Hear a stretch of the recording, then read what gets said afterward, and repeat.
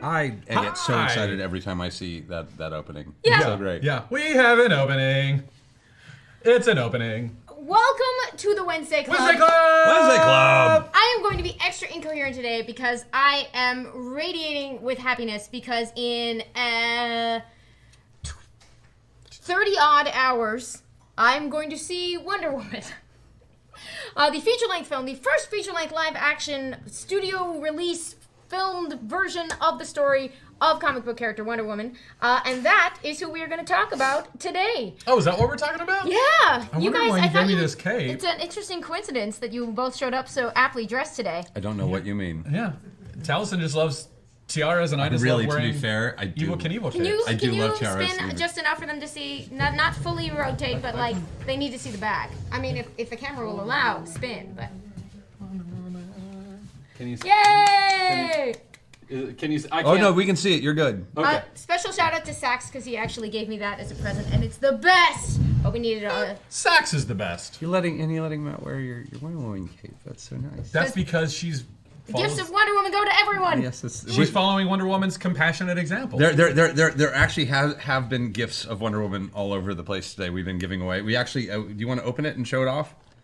So there's a limited edition pop vinyl. Yeah, open it, tear it open like there's no tomorrow. You can ruin the box. Amy Dallen's Wonder Woman Christmas like, special. It's Wonder Woman Christmas, y'all. It is Wonder Woman. So this is a character who was created over 75 years ago, has never gone out of publication for any significant amount of time, and is one of the most famous and loved icons of the comic book universe.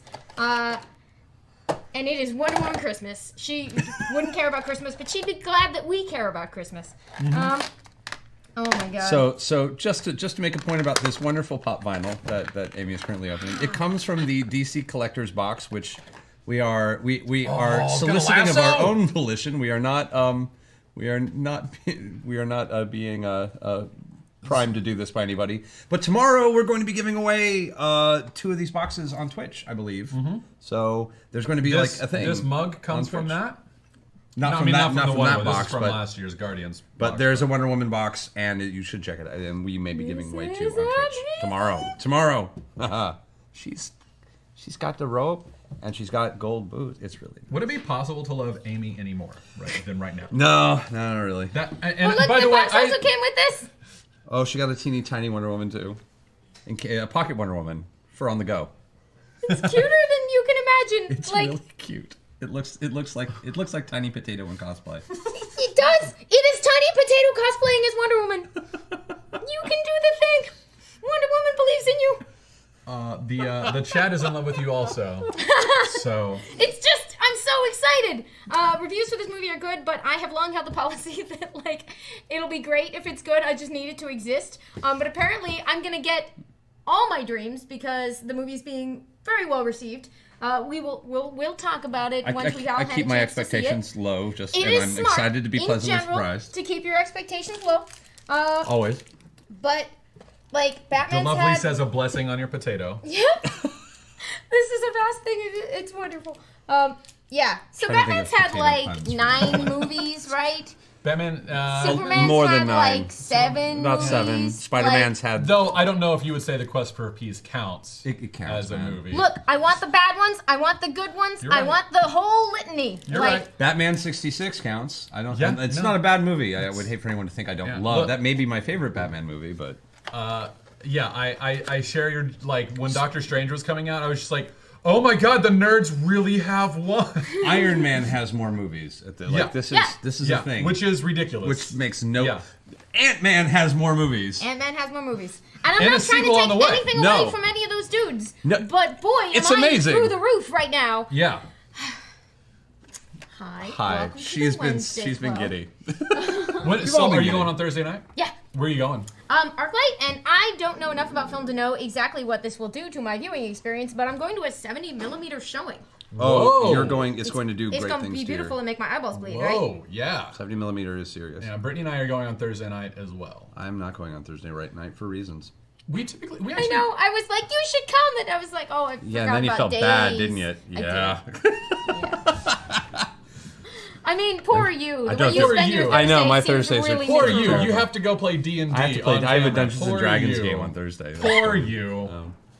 I do like that you guys wore Captain America and Green Lantern to Wonder Woman Day. Well, I don't have. That's why I texted you this morning. Like, please say you have Wonder Woman shirt because I want to have a Wonder Woman shirt. And then you were like, we don't have Wonder Woman. I was like, I'll give you $40 for I it. I don't honestly- care, whatever. We just don't have shirts. The, It's the, all right. the only reason there's that great Wonder Woman denim jacket that I was looking at, except that it's like I can wear black denim, but I just can't quite Can't wear blue, yeah. I can't pull off a blue denim jacket, but I love. Brittany- I think it's great though. I'm a big fan of Brittany, that design. my wife, is friends with the dude who. Oh yeah, I designed met that. him at a Yeah, con. Tony, I think. Yeah, is his name. he's got a Flash hoodie that I can now purchase without people looking at me funny. Can I, by the way, also just shout out, what is this beautiful? Yeah, what is Oh, that thing? well, we talked about it on Facebook Live, but Brittany's mom, my mother-in-law, gave that to my lovely wife because she's like, Brittany loves Squirrel Girl, and that's one of her favorite pieces of Squirrel Girl art, so she got it for her, but Brittany doesn't drink coffee. So I asked Brittany, I was like, hey, may I steal this mug? And she's like, I was actually going to offer it to you, and It's a spectacular mug.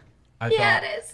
It's just great. My thought is that can be like sort of the behind-the-counter conch. Whoever's behind the counter gets to use the Squirrel Girl mug. I'm but- excited by that thought. In favor. Yeah. So anyway, that's thanks to my lovely mother-in-law and my very charitable and understanding wife. So we have a topic this week. So What we was do. it? We have a topic this week. And Doctor it is, Strange. We're talking Doctor Strange. It's gonna be amazing.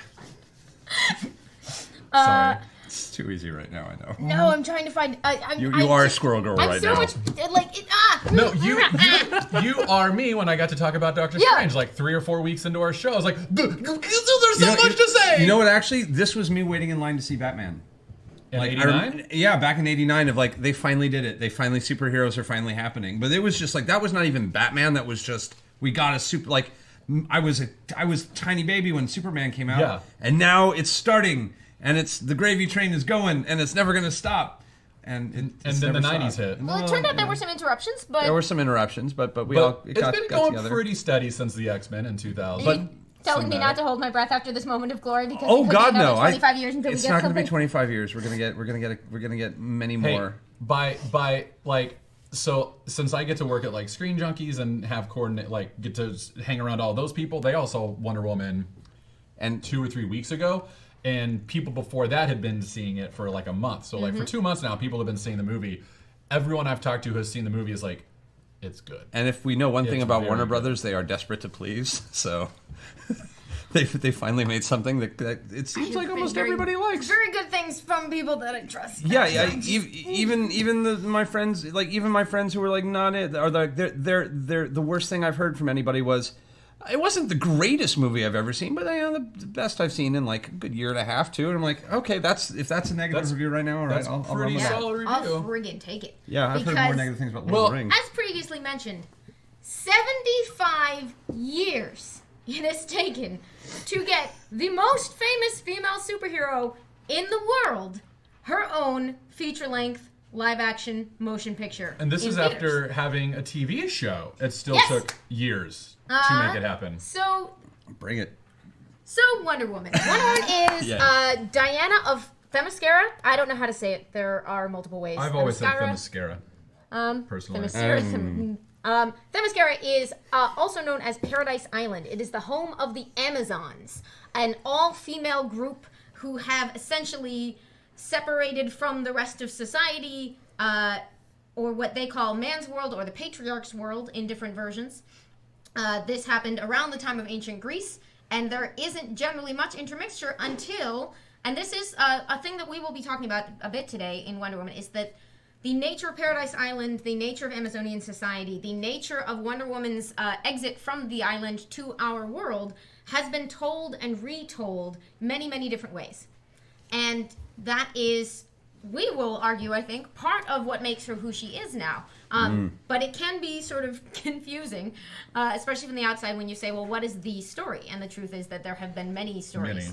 But the essence is, the basic Wonder Woman origin is that sometime in ancient Greece, the Amazons, who are a real figure from mythology and or history, but in the comic book version, they separate off from the rest of the world. With the blessing of the gods, they sort of live immortal on their own island until a stranger crashes on their land. And it is the first man to set foot on Paradise Island in approximately 3,000 years, and his name is Steve Trevor. Now, in most accountings of this story, Wonder Woman is the only child of the Amazons. They had, just being a race of immortal warrior women, weren't having a lot of kids, except that Diana's mother, Princess Hippolyta of the Amazons, longed for a child and prayed to the Greek gods who are their patrons for a child, and so was advised by which god it was depends on your telling, but Hera or Athena or Artemis. Sometimes it's Queen Hippolyta sometimes too. To do what? Princess or Queen? I think it was Queen. Queen. What did I say? Princess. Pretend I said Queen. Queen. Sorry. Carry on. Thank you. Yeah. No. It's just right. Yes, Queen Hippolyta of the Amazons has prayed to the gods longing for a child, and they encourage her to shape some clay into the image of a child, and they imbue it with life. There are some particularly cool explanations for this. George Perez's, that we'll get to later, is a particularly neat, like where that child comes from story. But she becomes the only child of the Amazons. She becomes their princess as daughter of the queen. They raise her. She becomes one of the finest of their warriors. They are all cool with living by themselves until a plane, which should not be able to reach this mystically hidden island, Paradise Island, crashes on their shores. And this is the part that often goes differently in different tellings. But the essence is that while most of the Amazons say, like, get the intruder off our island, or we will lose our powers if we allow him on the island, or we just don't want him here because we don't like or trust men, that was the whole point, Diana sees this, like, plane crash victim and is like, this guy needs help. Once again, I'm trying not to divert into the multiple versions. I'm committing to one version. Solid. So Steve Trevor he was usually an American pilot of some kind. Wonder Woman started not as a period piece, but as contemporary stories, but it was in 1941. 75 years. 75 years. Yeah, let's just keep saying that every few minutes. 75 years, guys. Steve Trevor, an American pilot, has crashed on the shores, and they essentially take him in largely through the intercession of Diana, who says we should show this guy mercy, we should heal him, and then eventually someone should take him back to the outside world. And here's where the sort of twin parts of her origin come together. Because they're sort of she leaves because a man has arrived on the island and sort of made them aware of the outside world, but also usually because what comes with him is the knowledge that the world is engulfed by war. And this is one of the great central contradictions of Wonder Woman, is that she is a warrior for peace. She fights against the concept of war in a lot of incarnations. And so essentially, this sheltered girl who lives a pretty nice life with her family on her island realizes that darkness is taking over the world outside and that someone should go try to help. And they say someone has to return this pilot to his land. We will have a tournament to see who will represent us and take him back to the outside world. In some versions, that person can never return. And so this is an honor, but also a kind of a tragic honor. And her mother, the queen, forbids Diana from participating in this contest, in most accountings. She does it anyway, because it's the right thing to do. She sort of thinks on it. She is strongly called to this mission of trying to do some good out in the world. She enters this contest masked. There are contests of strength and all of the typical sort of athleticism being ancient Greek Amazons that typifies their culture. And she emerges triumphant and pulls off her mask to reveal to her proud but heartbroken mother that she has won the honor of representing the Amazons to the outside world and returning Steve Trevor home. And so what usually follows is a tearful parting, or a lot of fighting and then a tearful parting as her mother tries to refuse to let her go.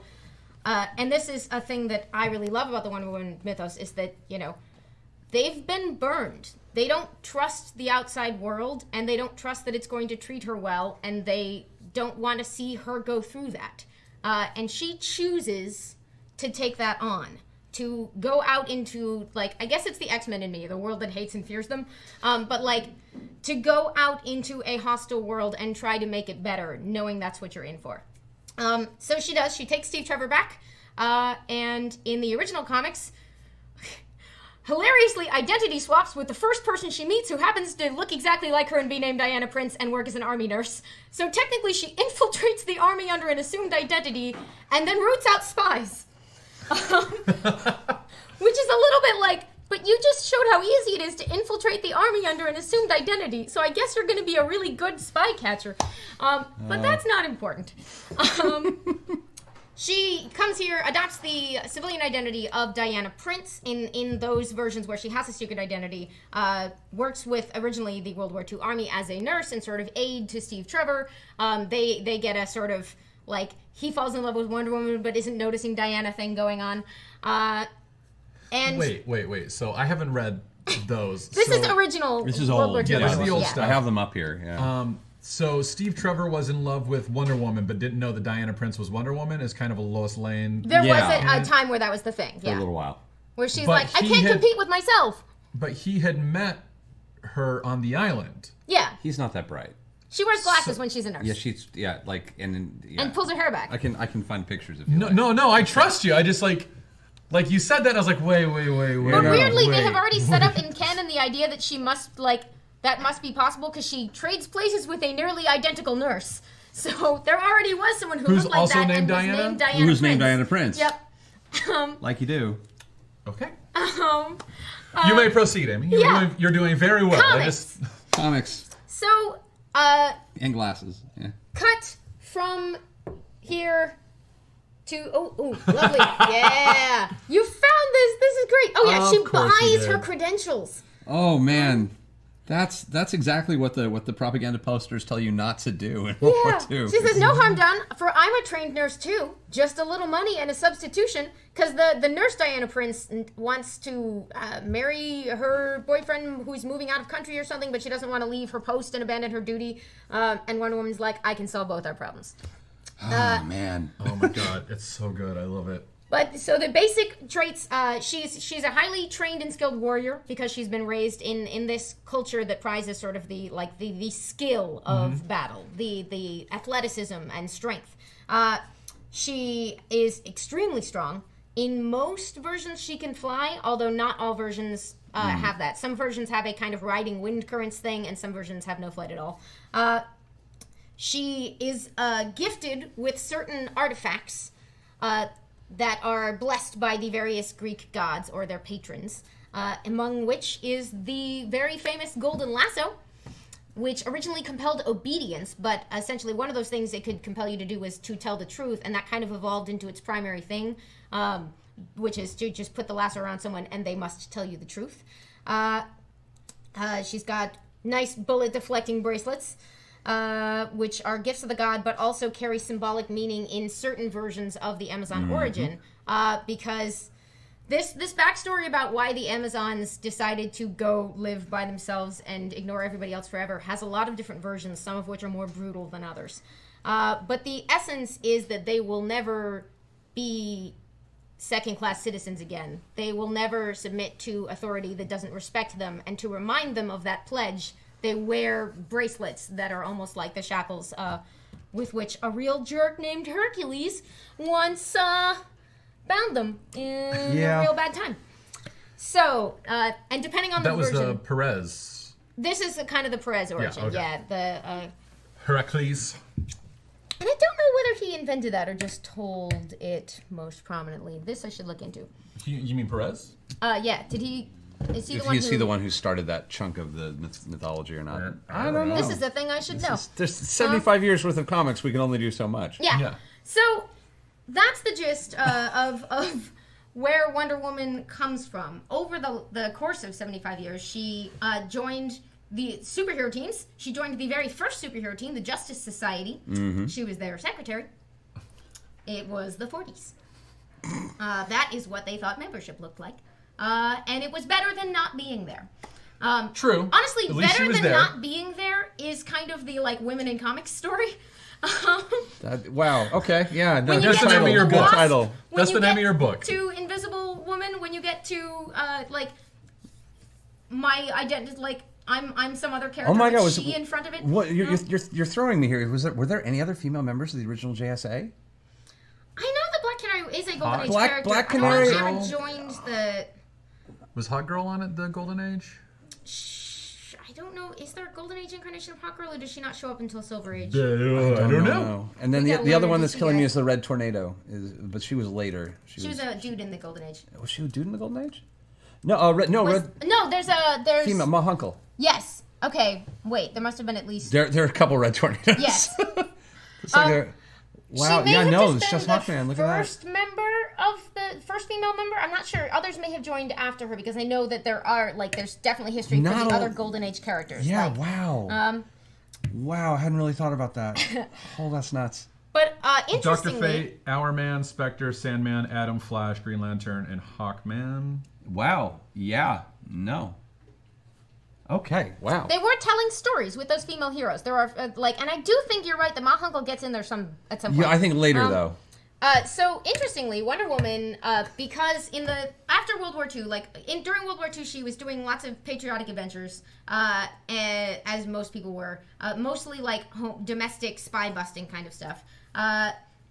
And post World War II, when the superhero comics sales plummeted, there were not that many that kept going. And she was one of only a few that actually made it through continuously being published until this Silver Age revitalization, which is why she and Batman and Superman carry right over into the Justice League when that gets formed in the early 60s. And she's had an amazing history in comics ever since, but I think this might be a good time to back up to the behind the scenes. I've been so enjoying this though, but yes, okay. Sorry, is there anything I've raced over too fast or that I'm going to pause for questions before we get into who created her and why? We haven't mentioned her. She has a couple more items that she collected as she gained in power and popularity, which was ironically a jet, even though she can usually fly. The jet shows up jet. weirdly early. Yeah, it's like super early. It's part of the Could vision she of the fly Amazons then? as Yeah. technologically advanced. I think. So it's kind of like Wakanda in that way, where it's like a secret. I think that. Yeah, it's most Society, versions yeah. of the Amazon society are depicted as like it's highly technologically advanced. They've had 3,000 years of And cloaked, Yeah. yeah. like fully cloaked. That they've developed some pretty sophisticated stuff. Where you get a lot of interesting artistic interpretation is people saying, well, what would that look like? Would it look like our technology? Would it look like different technology? But this comes to us from the very origins, the idea that they were a very sort of what we would consider advanced society. Yeah, it was an invisible plane at first. The invisible plane. Yeah, and it was just an example of her very advanced technology. And it might be that, depending on whether she could actually fly in the originals, I've always found it valid either way, because even if I could fly, I'm not sure I would want to fly 2,000 everywhere. miles. Yeah, no. Like, Sometimes you want a jet. But that is a Sometimes good you just have to question. take the I've jet. also always wondered if it fires invisible missiles. That's never really is come she up that I've invisible? read. Because like in that No, picture, you can. you can I see her. think the idea is If you're that, in there. you can't see her in there, but 'Cause comic it's- book illustration wise, It's weird. there's no point in drawing an empty sky and saying this is Invisible Wonder Woman in an But you can invisible do the plane. little white outlines. Like that's But that's colors what, are It pretty. would come. It would. They it would are shoot pretty, and but like vanish one of in the things plane. that's always confused me is like, well, look at that lady who's sitting and flying through the sky, like that. it's just that. like you just see What if someone just there's- going. "Whee!" Well, it's like- it's like one of those things like the Fantastic Four or Spider-Man costumes being blue, even though they were supposed to be black, because black was Black not was a hard good to- cover. It was Yeah. a color they would use blue to try and highlight shading on black Yeah. clothing. They finally just gave up and were like, all right, they're blue. Screw it, they're blue. They're blue. I give up. Or that the Hulk is the color he is because of a coloring error. Yeah. He was supposed to be gray. Was it gray? Yeah. I- He Gray. started off gray, but then gray was hard to manufacture. Yeah, they were so having made him issues green. with it, Yeah. and he turned green. I think she gets flight later on. I think she has or the maybe plane the other. first. I'm gonna hear about that. All right, Miss Sunflower 94 says, question for Amy: who was your first female superhero? Oh, that's right. My first female superhero. Mine was Rogue and Jean Grey. Whose was yours? Mine was Spider Woman out of a Viewmaster. I had a Viewmaster, and she was one of the little like 3D pictures. Was her flying with the weird armpit thing? Aw. It was probably the Women of the X-Men animated series. But like it's one of those things where reruns of the Wonder Woman television show are just cultural osmosis, so I can't pin down what age I encountered that at. Sure. So like I don't know which of those came I love first. the phrase cultural osmosis. Yeah, it's that such is a a true. good- There's just things that we just inherently know just by being here. So Storm or Wonder Woman, I don't know. I was also going to say Wonder Woman occasionally has a sword, a shield, and armor is also come up. Those are interesting acquisitions over time, partly because essentially one of the cool things that giving her this Greek setting lets writers do is draw on sort of other, like, if it looks appropriate for ancient Greece, you can find a way to work it into your story, or you can draw inspiration for bad guys and story events from mythology, because it doesn't hew closely to particular versions of mythology, but it draws on lots of them for inspiration. So love that sword and let me. I know we're probably going to spend the rest of the episode talking more or less around this question. Sure. But it is Triamus says, if I've never read any Wonder Woman at all, where should I start? Soap Lady 7 says, best storyline for a new reader. Parentheses, Wonder Woman taught me kindness is strength and femininity is not weak. So storylines, where do we start? I love it. That's a tough question. Comment is great. We will get into some of that. 75 years. 75 years, guys. So there are... I will say... Oh, you have such a this pie. last year or two has been this beautiful time that I have never seen in my life of... Not that I'm 75 years old, but... I've never seen so much good stuff coming out that gives you real options about Wonder Woman. Usually it's like, 2 things are in print right now, just read those. So I'm going to say right now, I would recommend Wonder Woman Year 1. This is there's a caveat for getting a hold of this. This is a Wonder Woman trade paperback collecting a short storyline in the current Wonder Woman comics. It is numbered 2 on the spine. Do not let that confuse you. There is Why is it? Okay, actually, 2? Genuinely, why is it number 2? Is there another year 1 for a different character? No, this is as of last summer. What was last year? 2016? Yes, 2016. We've all tried to erase that year know, from our that's, memories. Last year, when they started a bunch of the DC comics over with number 1s, they switched a lot of them to a twice-a-month schedule. Which means that the books are coming out very quickly, which is nice. And in some cases, it means you just have artists on in little chunks. But the author, returning champion of Wonder Woman, Greg Rucka, came back to write the new Wonder Woman comics.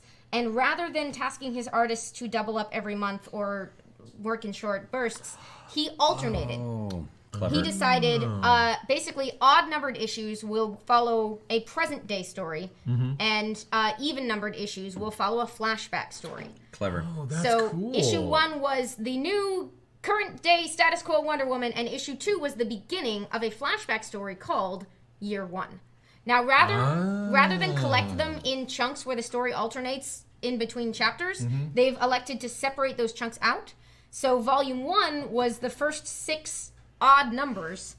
So the trade paperback volume 1 of this particular run was the first 6 odd numbers, and the trade paperback volume 2 collects a complete story of the year 1 retelling of her origin that they did, which happened to come out in alternating issues of the book. Very sorry, I know that it's been tripping a lot of people up, but it looks like this. It is by Greg Rucka. It is illustrated by Nicola Scott with Romulo Fajardo Jr. And it puts her origin in the modern day, but it's frigging gorgeous. Nicola Scott is one of my favorite artists, and I've never seen her do work better than this. That's she's just like spectacular. leveling up like crazy. Ah, there we go. She's the just line work is so clean. it's so great. So well composed. Yes, spoilers for Wonder Woman being a cool hero, I guess. But 75 years. like this book will it gets through the origin in those 6 issues in a really nice way. Let me look for this moment. I'm so sad I missed your Doctor Strange episode. I'm looking forward Our to gift to the to my world, our Goober champion. episode. More spoilers from Wonder Woman Year 1. Oh, gorgeous. And there's cheerful mom on the other side there. Hippolyta. Yep, okay. So that's one that I recommend as a jumping in point right now. Because it just retells her origin in a nice, beautiful way. And the rebirth, the Volume 1 rebirth. That's not a starting point though. I don't know. Like I feel like this is a better. I don't know if it's a starting point, but it is great. It is good. Great. I'm glad. It's really great. It by its very nature though, it starts very much with this is all wrong, and it's important to know what's all wrong before you're. That's very true. I am such a sucker for like long game, like 75 years. Like I'm such a sucker for stuff that's like we're resetting this, we're acknowledging all the mistakes that have come, and we're wrapping it all up in a tiny little bow. Like I love that. So like them addressing the New 52 origin, Crisis, all that stuff. Like I'm like, oh, you're doing a thing it. that Greg Rucka has done in the 2016 run of comics is essentially. We've briefly acknowledged that there are contradictions and differences in the way Wonder Woman has been presented over time. And the truth is that some of these differences are severe. She's not always made of clay.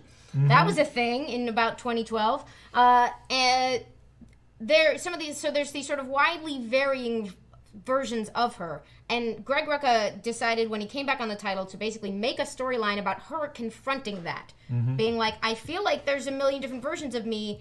What could be causing that, and sort of turn that context into story stuff. Yeah, which we love. Which I because we're continuity. I have a sucker for. I have interesting theories on why this is, and we're not quite at the point in the conversation where we can have them yet, but we're getting there. You're moving at a good pace. One of two things is next. Either we're going to talk about the creator, or I'm going to briefly just show, like, flashback from where we are today by showing you each of these until we get back to the beginning. Let's do a little flashback, and then once we get back to the beginning, then we'll talk about the creator, because that's fascinating, and you can't talk about why there are 100 different versions of Wonder Woman until you know how she started, because then it makes sense. It doesn't make sense until you know how it happened. Although I will say that the absolutely golden quote that is widely shared, as it should be, William Moulton Marston, who created Wonder Woman, said Wonder Woman is propaganda for the new type of woman who I believe should rule the world. Wow. This was not an accident. Strong woman in 1941. So he was saying futurist female back then. Yeah, he was. Oh, yes. He would have been all about that phrase. And for the record, I take that ruling the world thing as hyperbole. He and I might differ on that. But it's one of my favorite quotes because it's just like, she's not an accident, guys. He had a touch of Carnival Barker in him. Like, let's be fair. So let's there was a bit of hyperbole the in that boy. From right here. And this was just, I thought this would be a fun exercise. I grabbed a sampling. These are more covers from this current run because I love them so much. Oh, God, they're... slow down.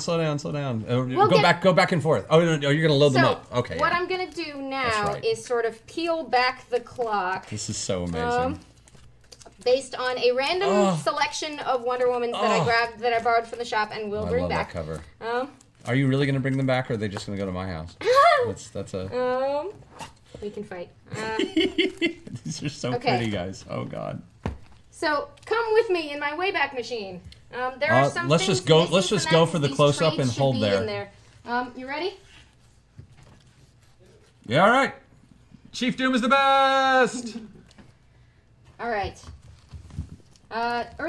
Current run, not in order because I'm not bothering with it. What's a better way to spotlight these? I got okay. They're nearly all in frame. All right. This is 2016 and 2017. That one's out of order. Sorry. There's chunks missing from this chronology, but we're heading backwards pull on the in bracelets. time. Okay, things are getting weird. Things are interesting. Lovely Adam Hughes period. This one's This was a thing that happened. Yeah, denim happened. Brian Boland is the best. Very much my childhood there.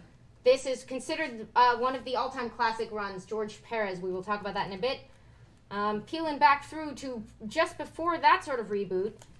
When it was a very classic style. Huntress used to be a backfiller for the book too. Yeah. They got out of order. Did they? No, they didn't. Good. Okay. Superheroine number 1 says Wonder Woman 213. And then we get back to one of the weird periods where they took away her costumes and she ran around in a white pantsuit doing martial arts. The white pantsuit was fascinating. That almost looks like a Catwoman costume. And then back to one of my favorites. One of the all-time classic What Is Going On Here Wonder Woman covers. The entire Wonder Woman family. Looks like the Prince of Atlantis from The Tick. And we're back to World War II. Oh. So important chunks are missing from that timeline, but this is the 75 years, y'all. 75 years. Of Wonder Woman in her various I've said it patriotic before. images. Bring me some of that. I want to go I've said it through before, some of but that. I'll say it again. I love that I get to do this show because I feel like It's I'm so like, great, isn't it? It's like, for me, it very much is like, I'm a fan of the Wednesday Club, and I'm like, I get to sit at the table with you guys. Like I'm not like a host. I'm a fan of you guys. Like I always learn something. I love you guys. Like comics. It's real good. No, I know, but it's like I always get to learn something. I feel It's bad. so much It's fun. also we do what we can. All right, so there's a couple people saying this, but Japan Rose says, I am so confused by comic creators now. By comic creators. So I'm taking that as like, I want to know who the creator is. Okay. Well, we can have that. We have reached 1941 in our rollback. Just so you know, superhero characters like for Marvel and DC have ownership, and they have creators and ownership. A lot of people have written this character. Yeah. Some well. 75 years. 75 years. Some very well. Some questionably well, depending on your point of view. And there's an argument to be made that, like, especially when the creator kind of taps into something so primal, and this is a primal character. This is one of those characters that it's hard to imagine a world where this doesn't exist. And if it didn't, we would have to invent it. Once these characters exist, there's kind of this essential DNA that exists. And you can prod at it, and you can poke at it, and you can twist it, and do all sorts of things with these characters. But there is the exercise we used to do when I was taking some theory classes was to describe a car. Like if you're thinking about a car, and you imagine a car, and you say, well, a car is like has 4 doors, 4 wheels, and a windshield, and you drive it around. Like, well, if it had 2 doors, is it still a car? Well, yeah. Well, if I removed all the wheels, it can't drive around anymore, and it has no wheels, but is it still a car? Well, yeah. Well, if I remove the windshield, and all the doors are taken off, and there's no wheels and an engine, is it still a car? Yeah. Well, if it's just the 4 wheels, is it a car? No. Yeah, like in my philosophy like class, we had a question of like, The boat question? No, we had the bridge question, which is if you've got a stone bridge and it's been there since the Renaissance. In World War II, they blow it up. And then they put the bridge back together with every stone into place where it initially was. It would be a miracle to do it. But would it be the same bridge? That's a very good That's version. very close And to the it's- boat one. The boat one is if you replace every piece of wood on a boat, is it the same boat? Yeah, exactly. And this is a philosophical question that we we're play getting into with. metaphysics now. We are getting into and there is plenty of metaphysics. Metaphysics and comics go hand in hand, and especially with Wonder Woman. But with these characters that are shared by so many different writers and creators, there is that notion of, is it still a boat? And sometimes it's not a boat, and sometimes it is. And that's kind of the conversation we have when someone says that wasn't a Superman story, even though Superman's in it. Is like it had all the parts, but they didn't build the boat It didn't right. feel like Superman. Yeah, there were a couple stones out of place. And so Wonder Woman has been built and rebuilt a lot, but there is always that creator of that DNA there's the designer of that bridge in the beginning. And that's where I want to get to, so that people who are confused understand that these characters are handled 75 years. Absolutely. 75 years. 75 years. I mean, there's an element for like, you deconstruct the hero to what is the core element of that hero, and then how can I put my own voice on it and still have it be the hero without completely making it a new boat or a new bridge. So So the genetics. creator of Wonder Woman, and there's probably a lot of influence from the artist of the early issues, which was Harry G. Peter. But the primary creator of Wonder Woman is a man named William Moulton Marston, and he's a real interesting dude. The more you learn about this guy, the more interesting he gets. But among other things, he was a psychologist and academic. There's a wonderful cartoon going around right now by Lucy Bellwood and another woman whose name I have forgotten. It is at The Nib, and it is a brief look through the history of Wonder Woman. So I highly recommend it because it's just a wonderful little cartoon that goes through a ton of the history. Is that on YouTube? No, it's literally a comic, but it's on the website The Nib. Oh, okay. Which has been hosting really excellent comics work, by the way. Yeah. And I believe pays their creators, so good job, The Nib. We recommend checking it out. It's a great little primer. Also, Lucy Bellwood is one of my faves, so she's great. But it goes into a bit the various sort of accomplishments and question marks around William Moulton Marston. Part of his psychological research would actually get used eventually in the detection of in the development of what we now know as the lie detector test. Which questions of the scientific usefulness of the lie detector test aside, is an awfully poetic legacy for the guy who also created Wonder Woman, who... Lariat of Truth. Yeah, would eventually wield the Lariat of Truth. It's just great. He and as the cartoon points out, he also literally wrote a book called Emotions of Normal People. Yes. So the creation of Wonder Woman kind of came out of the publishers were sort of like, was it his idea or was it their idea? I feel like they. I think it was his idea. I think they wanted something new and he pitched. Yeah. I could be wrong on that, but if I recall, it was he walked up to them with something. Essentially, this is going to be sort of hot water territory for some folks, but it really does go without saying. Wonder Woman is a feminist character. You may like. I need a little gasp bubble. Yeah, there are multiple versions of feminism, and there's a lot of room for folks who have criticism of the character and what she represents. And I think those are really interesting and productive discussions to have. But it is without doubt that she was intended as a statement, because this is 1941. She was a statement that women can be strong. That's like... I'm trying to remember the name of the feminist magazine from the 60s at their first issue. Ms. Magazine. When Gloria Steinem started, Steinem's magazine. Famous feminist magazine, I think it was Ms. I think so. In early 70s, I'm going to say. They made their very first cover girl, not cover girl, really. Their very first cover image is Wonder Woman for president. And she's like giant and she's stepping on things. It's great. I should have loaded up. It's a weird power that she has, that she can grow to enormous size and crush. No, that's one of her bad guys. That's gigantic. And Elastigirl. No, the one from Doom Patrol. I don't know. I don't know Doom Patrol. Real big? She got real big. I don't remember how big. Real big. Oh yeah. So there we go. Yay. Thank you, Wonder Woman for president. It looks like she's tripping. Peace and Justice in '72. Well, those are not my favorite boots, but yes. It looks like she's tripping and trying to catch her balance. And she's saving. What is she holding on her tray there? I can't quite tell. I think she's wow, are we really? She is literally like carrying buildings to safety, or moving, like somehow safeguarding people's lives or livelihoods there. That's an interesting use of the lariat. Yeah, it's like a serving tray of buildings. Yeah. So okay. Jody Hauser says, "Enhance." Yeah. Enhance. Hi, Jody. Wonder Woman got a lot of the sort of what we would really call, because it's 1941, it's sort of proto-feminist. It's between, like, when you talk about feminism as a movement, you tend to divide it into waves. And this is obviously before, oh God, I'm blanking. Second wave feminism is 60s, first wave feminism is Susan B. Anthony, or yes. Third wave feminism is like 80s and 90s? Yes. Okay. Yeah, I'm saying yes on that one. My grandmother is scolding me from the heavens. Just God. But you tend to sort of generationally the concerns that are more or less important within the movement. And the definition we're working with, I'm just gonna lay it all out there, guys. The definition we're working with for feminism is the radical notion that women have equal rights.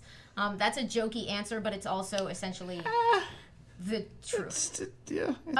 And this is where we get back into this, like, 75 years. 75. Many things about Wonder Woman come from a time where the struggle for women's suffrage was recent living memory. the struggle for universal suffrage would not be concluded until well after she was created, as various other bars, is still being fought today. Shout out to the Supreme Court for messing with my home state of North Carolina and fixing our gerrymandering problems. That was a diversion, but it's also important because part of why I love Wonder Woman is that these struggles are ongoing. These problems have not been solved. She exists in part to address an imbalance which is still with us. So she hasn't finished her mission yet. We can't let her go home. More creator talk? Yeah, okay. Keep going. Thanks, guys. Getting you back on track. I'm sorry. The more I care about something, the less I can talk coherently about it, apparently. I'm so entertained. Yeah. So entertained. You see our faces, and we're not interrupting because we're enraptured by what you're saying. This is fabulous. Can we have another episode where I let you guys talk more? Okay. Oh, well, I'll have one all of my split, but we're gonna all be annoying next week. It's Excellent. Yeah, we'll all be annoying. I was gonna say Young Justice and not Young Justice, Young Avengers is just gonna be Spoilers for next week. Young Avengers next week. Oh no, I've been looking forward to this all week. I'm so excited. DeLovely says, Amy, you're doing well. You're coherent. It's good. You're doing good. So. Okay. Keep William going. Moulton Marston. Everyone's saying keep going. You're good. You're fabulous. You're wonderful and lovely, and everyone loves William you. Moulton Marston. He also had non-traditional. Yes, I was There you gonna. go. I was wondering whether we should bring up his sort of he had a side, a sort of get rich quickie scheme side to him that is not important. He's got a showmanship to him that helps bit of a with carnival putting barker? this. Yeah, He had a touch of carnival barker. But he also had especially this is 1941, extremely progressive ideas about a lot of things, and some of that extended to his home life. And here's the big giant caveat: none of us is the people in question. None of us was there, but we're repeating what we understand to be sort of their situation. William Moulton Marston was in a polyamorous family. He was married to 2 women who, as far as we can tell, were married to each other. And it was not like Dude with 2 girlfriends. It was 3 people in a relationship, raising and having children, and together. One of his partners was named Elizabeth, I think, Holloway. And the other one was named Olive. I can look all of this up. I should have written it down. But essentially, while their arrangement was they obviously didn't do a lot of public commenting on this arrangement because in 1941 that would be a good way to never get a job again. Arrangements by their very nature back then were not publicly commented on. So. Yeah. But this was an interesting thing that influenced his thought and his life were entwined in terms of that he was a guy who did not accept all of the social rules as written. And in a lot of ways, he had a vision that I really appreciate, a vision of, the new woman who would come to rule the world, who was, not allowed to be strong. And significantly, one thing that this is a battle that will be fought with Wonder Woman and other characters over time, but it was sort of a radical idea, at the time, that she could be strong and beautiful at the same time, and those values didn't have to be in contradiction. Now, we also, over time, we have to fight the fight of, it's okay not to be beautiful, and also beauty comes in many forms. We have to do all 3 of those at the same time, which is very complicated.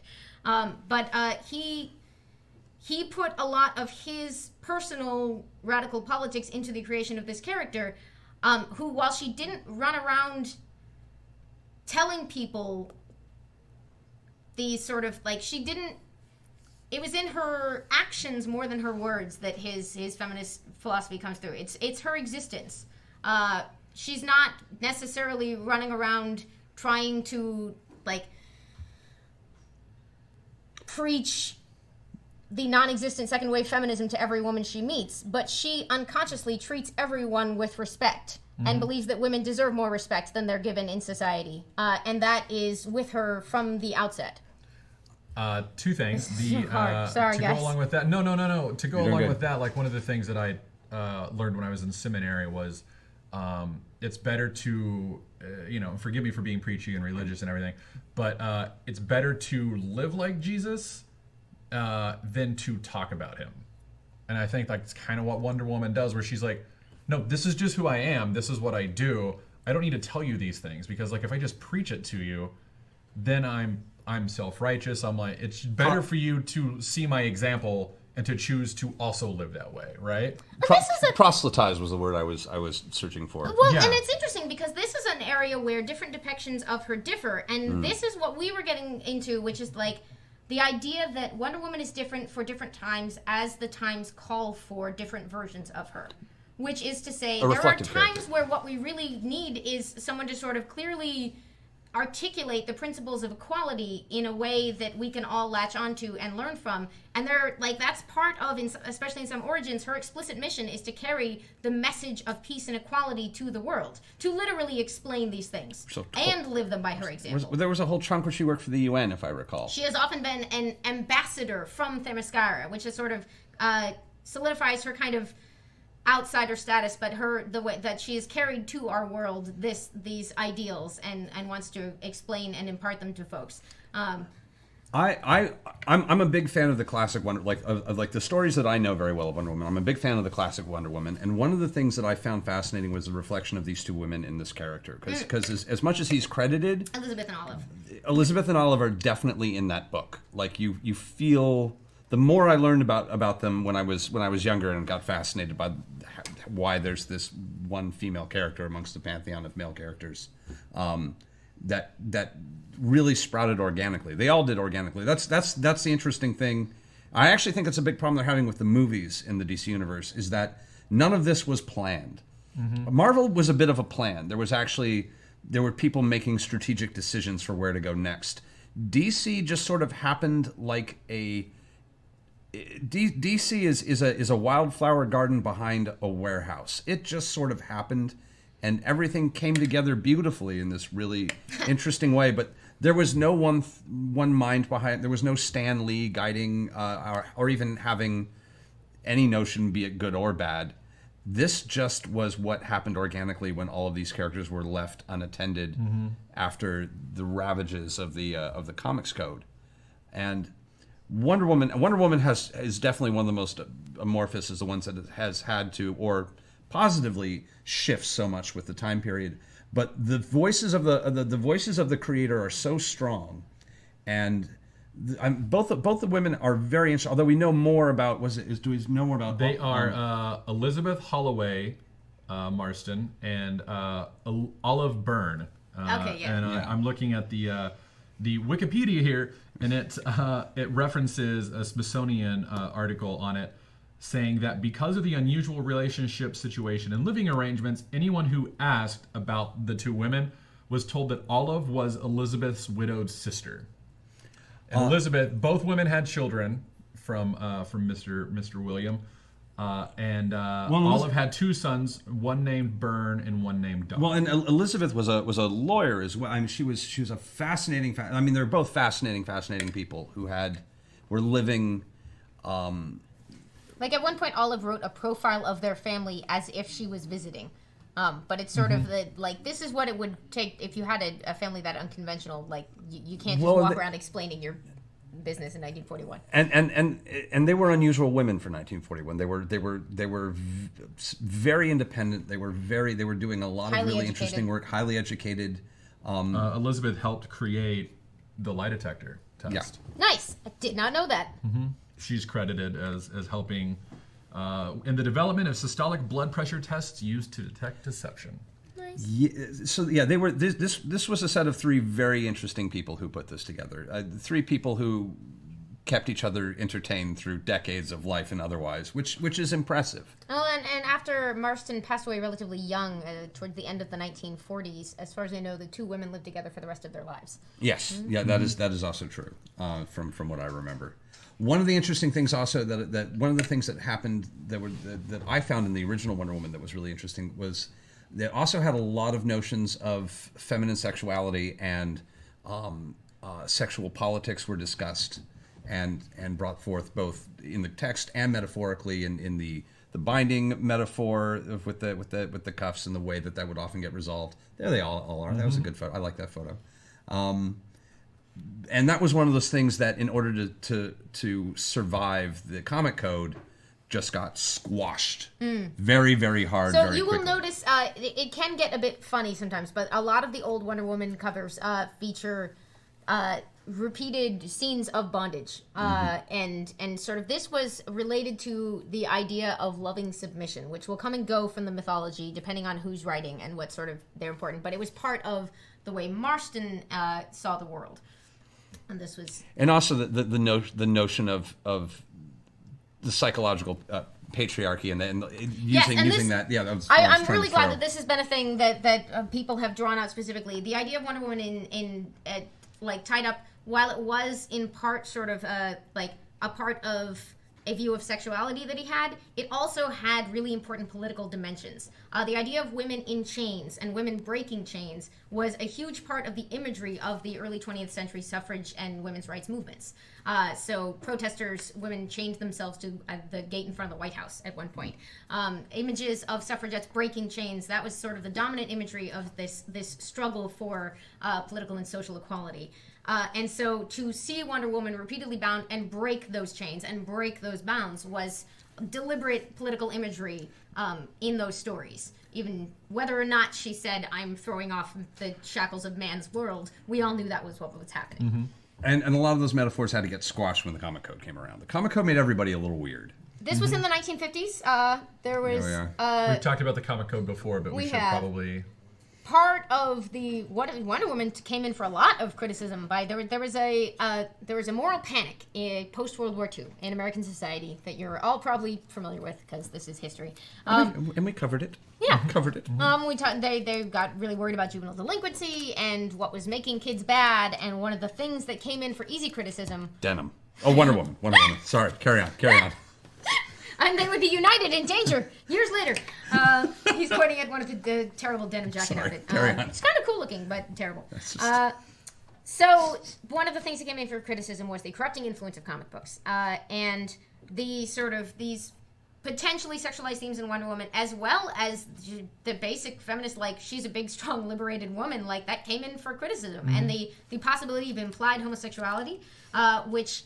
We can sort of argue how much of that was designed into, like, whether Wonder Woman started out as a queer character. She obviously was created by someone with some unconventional, like, understandings of sexuality, which I think is fantastic. I think they're too smart not to have noticed. I think they kept it quiet, but I think they were these are very smart people who wrote this character. And it is now part of canon. Like, different creators have handled it differently, but Greg Rucka went on record last year as sort of saying, look, she comes from an island of all women. They are probably exploring different versions of sexuality because why wouldn't they? Yeah. Like, that's how humans work. To not do that is to deny their sexuality completely. Or to pretend that there just happened to not be any people with any lesbian impulses I go to Hawaii and with with 3 weeks on an island and I start getting a little weird. I can't imagine what 1,000 years on an island would be like. You start to make all sorts of questions coming to you. And it's not to make a joke, but there we are. Like that straight people are magically converted by other things, but that human sexuality is a spectrum, and that like it'd be an extraordinary coincidence if it were an entire island of completely straight women. I think that would be pretty unrealistic. Very, very, very quiet. Very quiet. So yeah, that's it's now part of canon that she had prior relationships and is canonically queer, to use a word which is contested but a pretty valuable part of academic history. So there's a shift in culture. There's a shift where we have to change the character, where the character has to sort of survive. And and Superman and Batman had this too, where they had to survive the crush of the Comic Code authorities. Batman got particularly weird. This is where we've arrived at. Thank you. Just and whatever superhero stories make sense. She's far from the only person who married someone crazy in their storylines. This was like a really regular thing. Or you're fighting sea monsters, or in this one she's fighting Angleman, the Mouse Man. Hey, Angleman and Mouse Man. We had a conversation yesterday. I brought it actually. This was part of the 75 years of Wonder Woman is this sort of question of like who's her rogues gallery. They're not as well known as Batman's rogues gallery. We've got a lot of people asking about villains. Okay. I was waiting to throw that in until we got there, but it sounds like we're getting there. Nice. Well, a lot of the most well-known ones now, and this is unfortunately just going to further confuse the issue, because what I thought was so funny is that this is an issue from just before the George Perez run in the mid-'80s, which really is one of the high water marks for Wonder Woman writing in her history. So I wanted to. I grabbed a random dollar book from my store to sort of be like, what was it like just before that happened? And I was trying to. There's a letters column in here. One hilarious part of which is that they are reassuring people that they are done with that whole white pantsuit thing. Literally, the letters column ends with them saying, "One more time, this isn't the new Wonder Woman. We've had enough of those. She hasn't changed. She's still the beautiful, graceful Amazon from a fabled island. She's been done well, very well, and okay. Join us with the fabulous daughter of Aphrodite. Let's take her to her proper heights, way up there beyond the sky. Further than that." Which is beautiful, except, of course, they would reboot her 2 years later. Of course. So somebody asked a bunch of questions about Wonder Woman in this letters column, and they listed her, like, her most well-known opponents now are Cheetah. Mm-hmm. I'm a big fan of. An anthropologist who makes a very bad bargain with a god. Barbara Minerva. Yeah, Barbara Minerva. Who has recently been sort of revamped by Greg Rucka in Now I Love Her. Yeah. I was always a bit of a fan, but boy, yeah. they've I mean, like, I was always a fan, but they've really they brought out my favorite aspects and really turned them up to 11. Yeah. So that's an interesting, like, she shares sort of this. Well, okay. She's Guys, this is so hard. She's an Indiana Jones that went wrong. She's an Indiana Jones that went wrong. In some versions, it's just that she, like, wants to steal the shiny artifacts of history, and in other versions, it's that she's sort of really twistedly fallen into this, like, her life's work and meaning have changed by the discovery that godhood is real, and she makes, like... Oh, God. The part in Rebirth where the watch is broken, like, did it break your heart into a million pieces? Oh, that was so heavy. It was, okay. Yeah. And so That is a version of Cheetah. that is a version of Cheetah. That is something that just happened. Go to a Rebirth, one of the Rebirth if we've got. But if you wanted one of my the Superman American Alien book, which I'm a big fan of and I love. It's a whole bunch of single issues of Superman. The third issue is his 21st birthday, and Clark Kent meets Barbara Minerva at a party on a boat, and they hook up before she becomes Cheetah. I haven't read that one. My God, And that's awesome. And it's such an interesting insight into her character. Like, it's such an interesting take on her character of this just bright, fun, interesting woman that's just everything terrible is going to happen to. And it's just like, it's such this terrible view of, like, nothing is going to work out. There we go. Drawn version of her in Rebirth. God, that's sort of just wonderful. Having a troubling team up. Oh God, I forgot how good this Poor is. Poor Barbara's been like so much of Wonder Woman has been kicked up and down the staircase. Oh yeah. So nowadays we would say her most well-known villains. A lot of them. So this one goes back to the very beginning. We're gonna take some more detours. I'm so sorry. No, guys, because the other thing we haven't really gotten into is that, like, Wonder Woman's primary battles relate to who her primary opponents are. And that, like, I have a thing that I like to distill it to, which is that Batman fights crime, Superman fights evil, Wonder Woman fights injustice. And that's a thing that I really love about, like, if I'm going down to what do I think is the DNA of the character, I think that always has to be there. But one of the forms of that is basically man's inhumanity to man, as symbolized most potently by war. So she literally fights the god of war, because when you're a Greek mythological figure, you can do things like that. There's a personification that it exists. So she literally fights war. Yeah. She fights Mars or Ares, depending on who's writing it at the time. They use the Greek or Roman names. And here's a thing where it is easy to make fun of World War II Wonder Woman, because a lot of it is extremely silly. And, you know, you get, first of all, extremely poorly judged depictions of our opponents in World War II and racial minorities, which is a thing you just have to watch out for when it's the 40s. It's the 40s. And a lot of silly stuff, like Etta Candy, who's a notable supporting character over the 75 years of Wonder Woman, is this, like, hilarious sorority girl, but, like, literally eating a box of chocolates most of the time because body positivity was slow in coming to Wonder Woman. There are a bunch of, especially on the DC end, there are a bunch of sidekicks that we just try not to think about these days. Yeah, like, but what's great about Etta She's in the Candy is that movie. she passes the better than not being there test, because she's remained a big girl, and that's awesome. Because she's an amazing character, and we deserve to have characters of different sizes who are heroes. Now her name is still Etta Candy, but some things will always be with us. That means there's a Mr. and Mrs. Candy, and I'm okay with that. Yeah. So somewhere, Mom, Pa Candy. They lead Mom, in Pa Candy. all the silliness of old comics. And like she's a really great spunky character. She's always showing up with her gang of girls to get Wonder Woman out of jams. It's the Rick Jones of the Wonder Oh Woman. my god! She is. Oh my god! Every comic book needs a Rick Jones. So as much as and their teen brigade. There is even the Rick Jones of the DC universe, which is Snapper Carr. So as much as is silly about these comics, and I preface that because I love this. There's a little monologue in the beginning. What I'm holding right now is Wonder Woman Chronicles. If you want to dip into the old stuff, this was a series of chronological reprintings of those stories. The early issues. This is volume 2, which means we're in probably like 1942. I was going to say, because there is also, the Comixology has the Wonder Woman's celebration of 75 years reprint. Also, that is wonderful. That is a hardcover hardcover that has excerpts from across her entire history. That's a great place to start. Wonder Woman 75th anniversary celebration. What's it called? Yeah, 75. I went away. Yeah. Let me go back. But it's got 75 years or 75th in the title. It's a hardcover that's about $40. A celebration of 75 years, or you can get it on Comixology for I think about like $10 right now. $10 right now. It's On on sale! sale this week. Yeah, the digital copy is really cheap, and it's hundreds, and it's like 350, 400 pages long. It's got a great stuff. And these editions, I think, are going out of print, but there is a newer edition that says Wonder Woman: The Golden Age with a lovely either Darwin Cook or Michael Cho cover. Almost 400 pages of Wonder Woman. So they're Wow, they're putting the stuff back in print in new versions. So just look for Wonder Woman: The Golden Age. But here is an actual.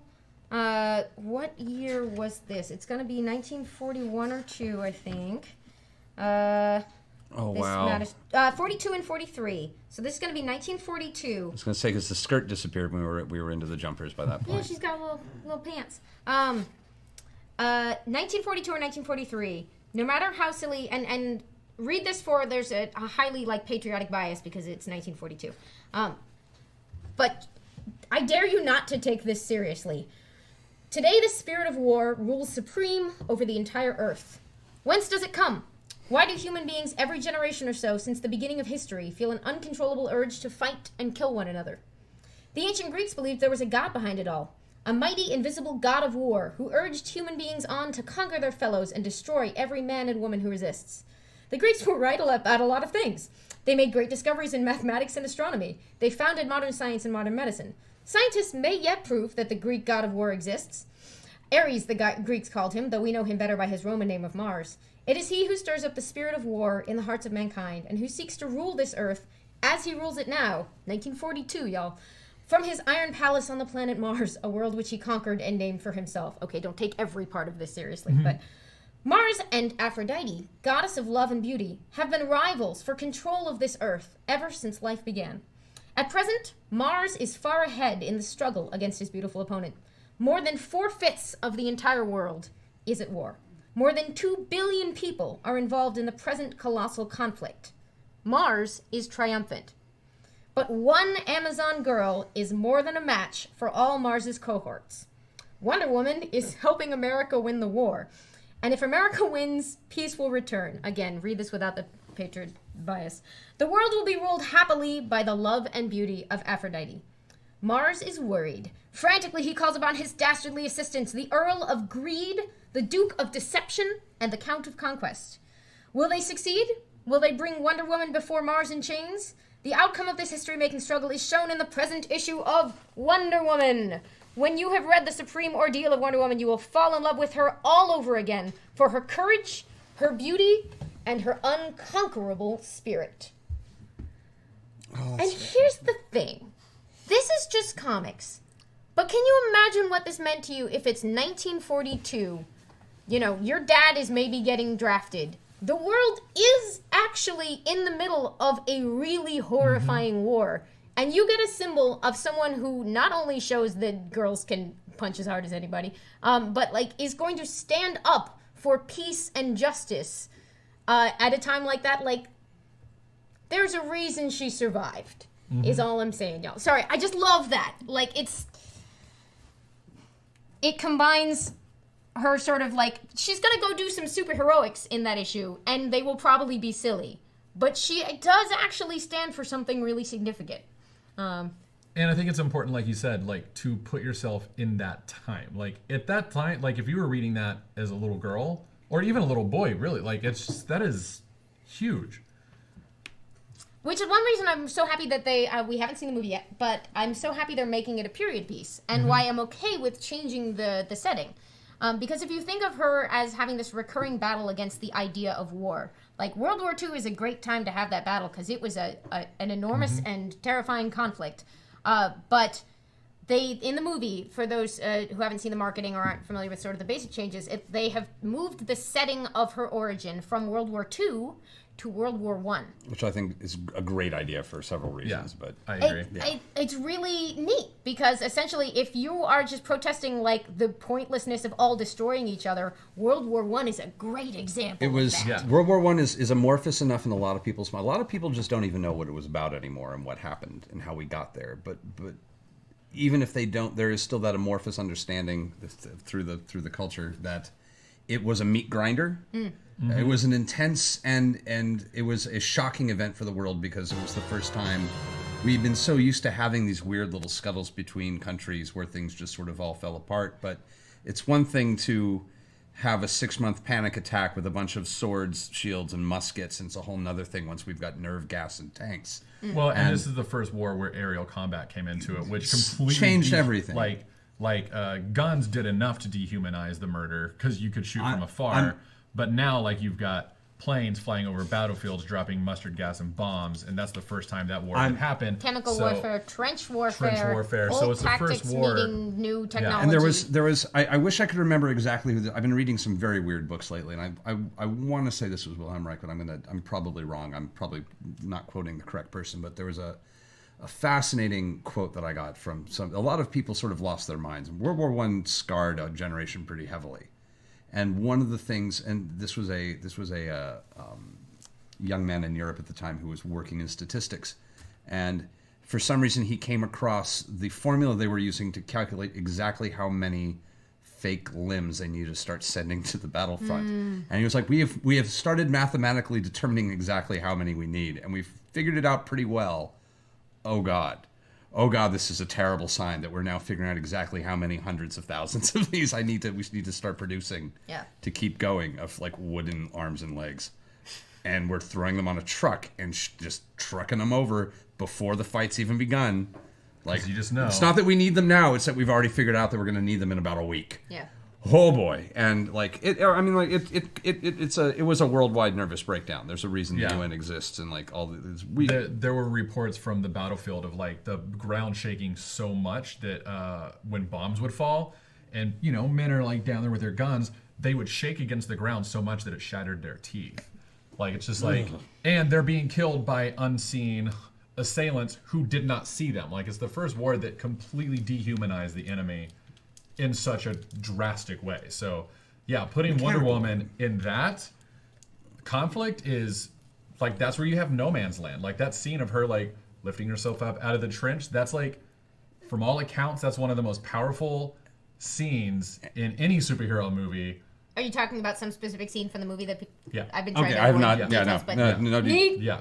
But very much, if you're interested, reading up on the assassination of Franz Ferdinand and sort of how this the dumbest war of all human history, and that's saying something, just cluster of dumb. So this is how we get sort of. That's the name of my biography. She's got an impossible mission, which is a warrior for peace, or someone like who fights to try to stamp out war. But it is the mission being impossible doesn't make it less poignant. I do want to get into some of the where are we going? There's a couple of directions we can go from here. I brought that up because Ares was one of her notable villains. We had a flow through. She's also, there are villains notable ones, Giganta, Circe, the Greek sorceress. What I thought was funny is that if you consult the 1983 comic from just before George Perez takes over, I only accurately guessed one of the 5 when they were asked who her chief opponents were. Although you guys have gotten hints to several of them today. Because rather than Cheetah, Circe, and Giganta, we have the Duke of Deception, who you just heard about in the 1940s monologue. Angleman, who I just forgot existed. That's Mars, the one I could accurately guess. Mouseman. Who I guess was just a real recurring problem. Maybe Cheetah took care of Mouseman. I hope. And this is one that I should have remembered, Dr. Psycho, who is a sort of psychic powers villain, which is a good way to fight like a super strength hero, and who has been consistently used over time. But that was just to show the sort of relative instability. Silver Swan is another one of her big bad guys.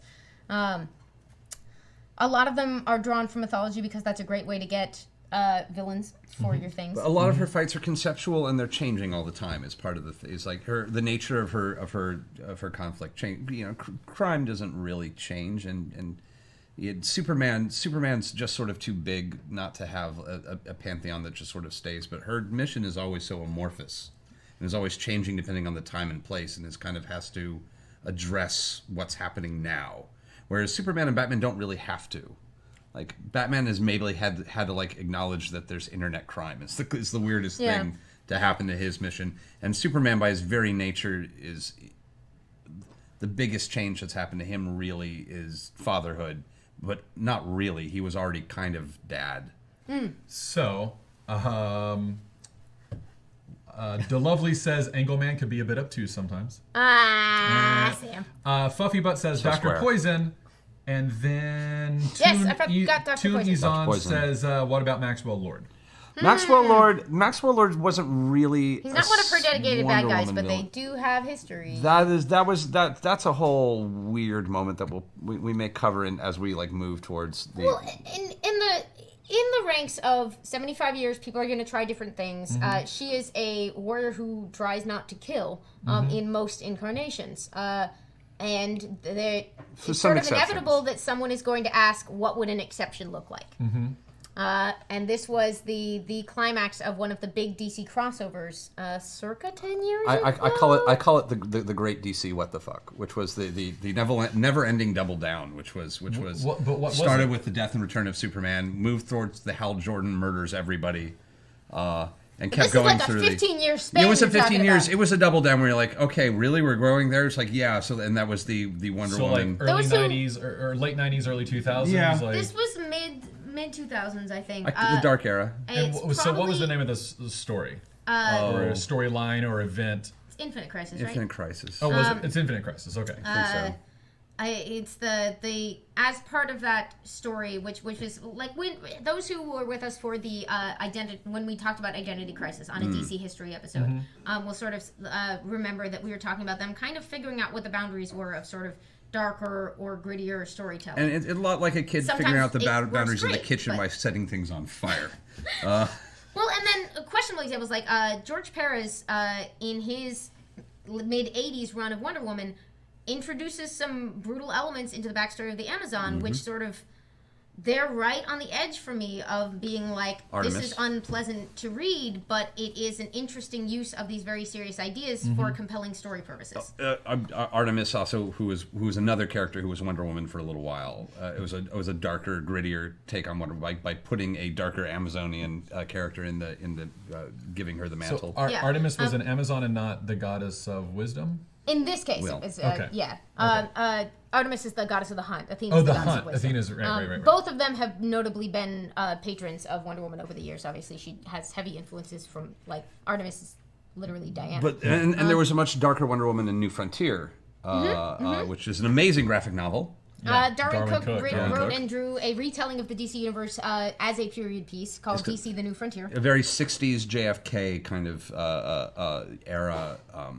Go to the moon, sort of like go to the moon, hopeful, optimistic. And Wonder Woman was played as sort of a dark underpinning to that, as kind of the character in the Justice League who was sitting there going, things aren't really all that great for everybody. You are aware of that, right? And there's a very, very dark sequence. I won't spoil it for anyone, where she's in Vietnam handling that conflict with some intense brutality.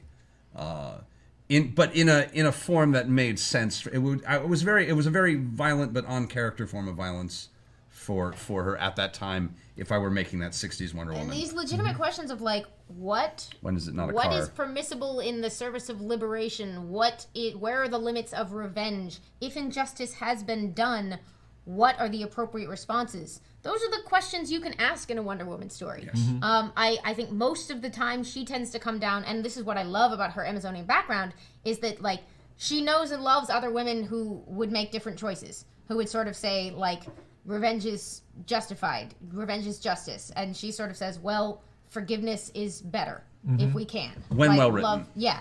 And that's sort of where this... The kind of weird choice to make her patron deity Aphrodite, who I think of as sort of like romantic love. The idea is that Wonder Woman's core is a deep love for all humanity. And in a lot of her best stories, that is what emerges. It is not her ability to punch, but her ability to forgive and to understand that will ultimately carry the day. Well, and that capacity to inspire that same quality in others. Yeah. So that they also, like, I'm no longer fighting Taliesin, now I'm embracing him. I will only point this out because I'm sure the creators of Wonder Woman understood this, and this was the thing, was that romantic, the notion that we have of modern romantic love is very new, is not old. And it didn't exist when the Greek and Roman gods were created. There were other versions of romantic love, though. Yeah, but not the way that we think of it. This sort of amorous pining was not really. The Greeks could pine like crazy. Aphrodite was. They never mistook what Aphrodite put forward as purely intellectual. It was always both a physical and emotional manifestation. It was not gender specific. It was we had Cupid. She had Eros and over there for the more taken aback creative, like, you inspire me to poetry, hoo-ha. Yeah. But for Aphrodite, for Aphrodite, it was really about knowledge and respect. It was much more of the desire to know. Which I know sounds.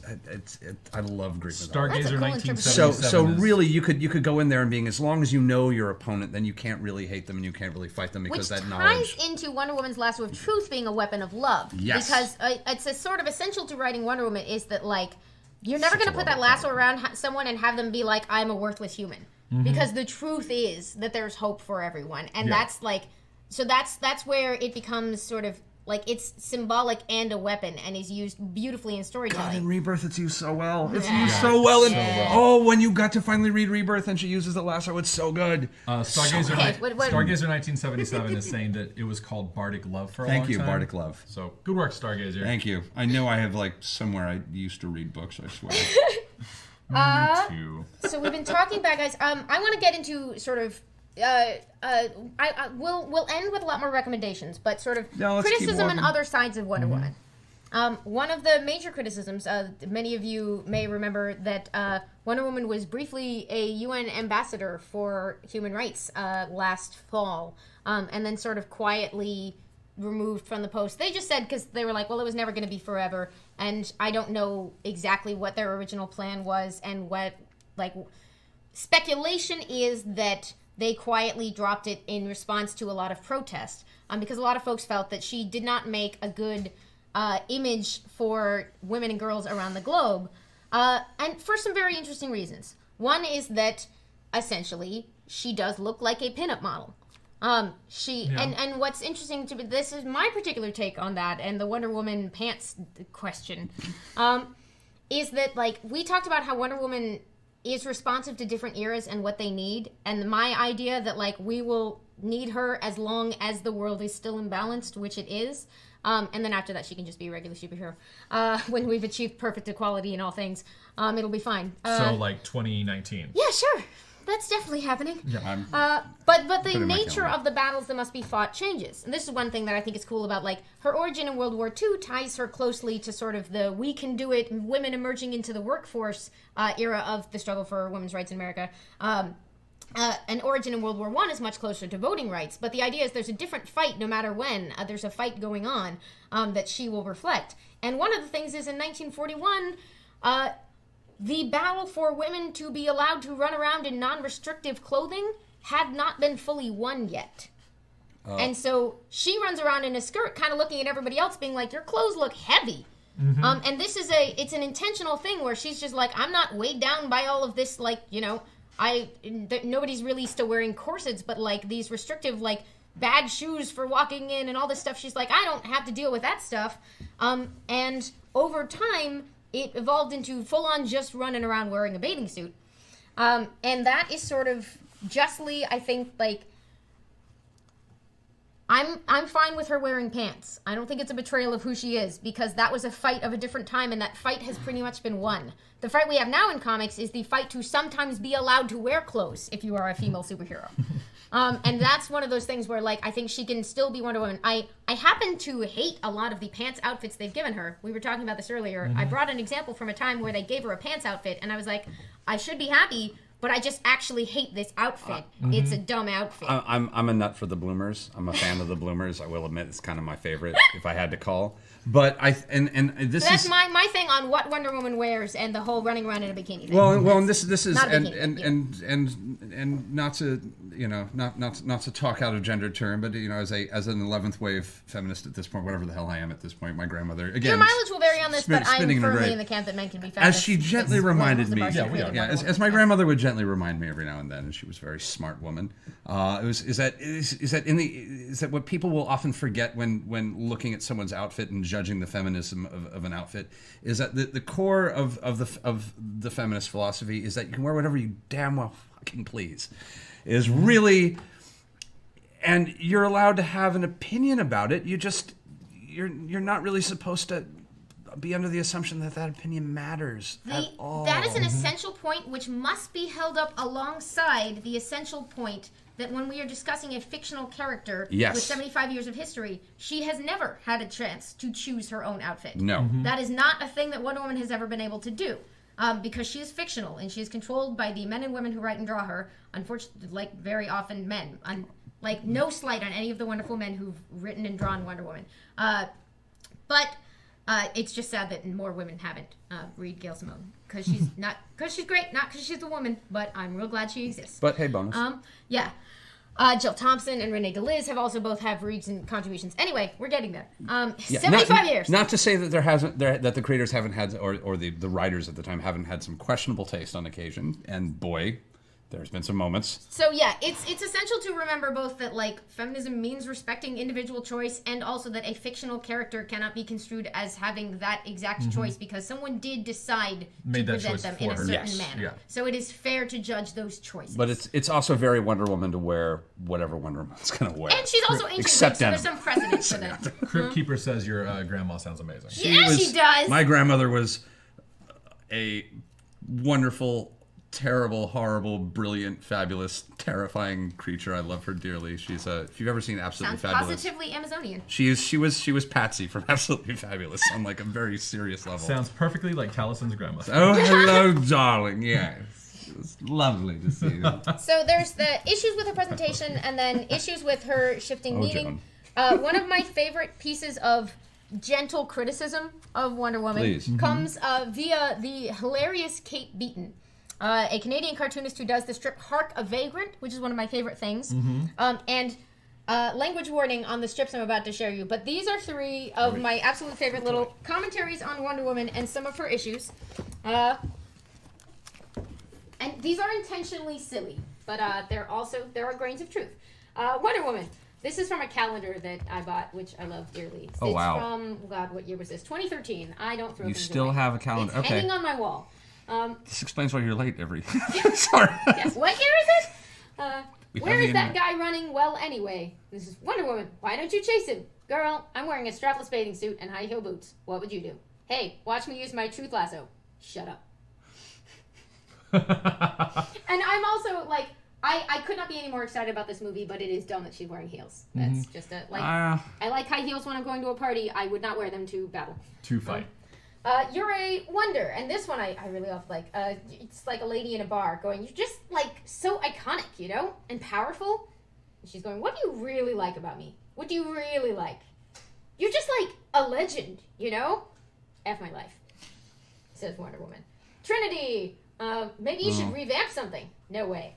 Maybe your parents should just be dead. Don't be ridiculous. It would explain a lot in my experience.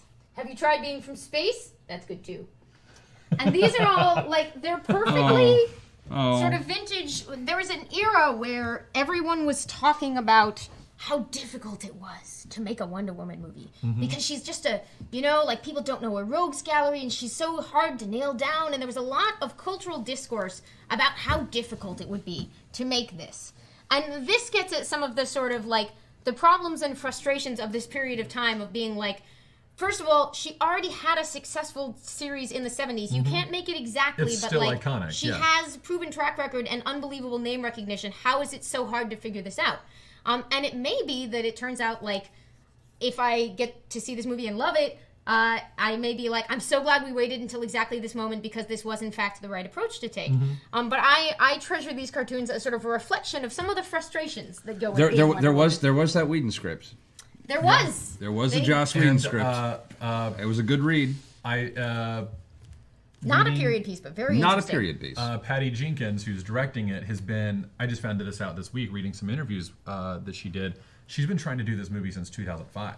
That's awesome. Like, and she's been going, like, I think on the Joss Whedon script, going to them saying, hey, this is a movie.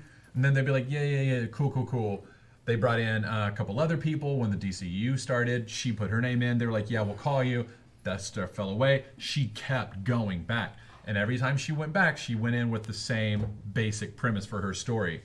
You don't need to modernize her. She doesn't need to be gritty. She doesn't need to be part of this dark universe or anything like that.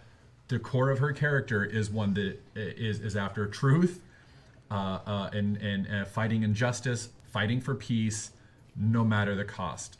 And she's like, that's a story people want to see. Why should we deviate from that in any way? We don't need to do Batman vs. Superman. We don't need to do Man of Steel. We don't need to see her snapping necks. That's not what she does. We don't need to do that. Stop trying to make us do that. And she's been fighting that since 2005. Which is interestingly around the time that the storyline we alluded to earlier and didn't get into happened, where there was an out of control, a former ally of the Justice League, sort of spoilers for Infinite Crisis, an out of control former ally of the Justice League named Maxwell Lord turned out to be kind of a crazy mastermind, and got psychic control over Superman, and essentially it forced Wonder Woman into a situation where, in order to preserve like life or the entire Earth, there was some reason that like he had control of Superman and he couldn't be stopped in any other way. And she put the lasso around him and said, "Is there any way to stop you other than killing him?" And he said no, and she killed him.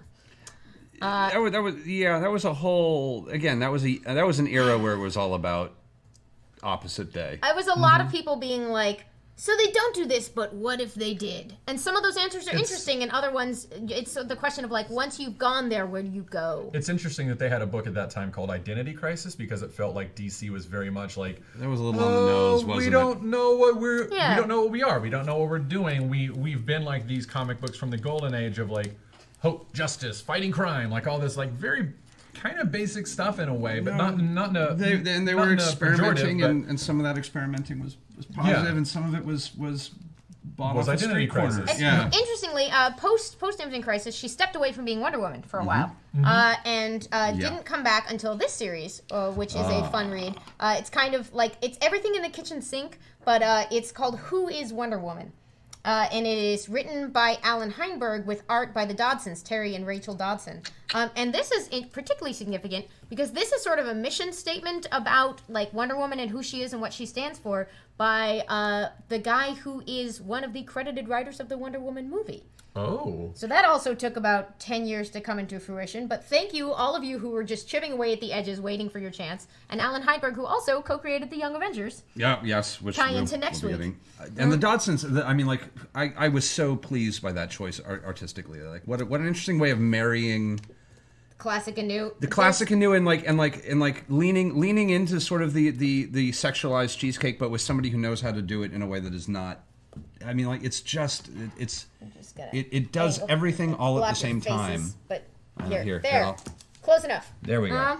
We got a close the up on that, Dodsons, guys. I have mixed feelings. I Sure. sometimes adore them, and they like they're old favorites. I have a print of their X-Men 500 cover hanging on my wall at home. There are times where where they cross, like, where I'm like, that one's a little too cheesecakey, and it's making me hard to invest in this storyline, or the acting here isn't super clear, but it's beautiful stuff. But boy, is it the kitchen sink. I think we should also mention that a Wonder Woman book is up for an Eisner this year. Is it Jill Thompson? Wait, what's up? Wonder Woman: The True Amazon by Jill Thompson. Yeah, written and drawn by written and painted by Jill That's Thompson. a great book too. So that's a really please, great I book. haven't had a chance to read that one. Tell me a little you bit haven't about read it? Yeah, I'm so excited, but I haven't read it yet. I'm so sorry.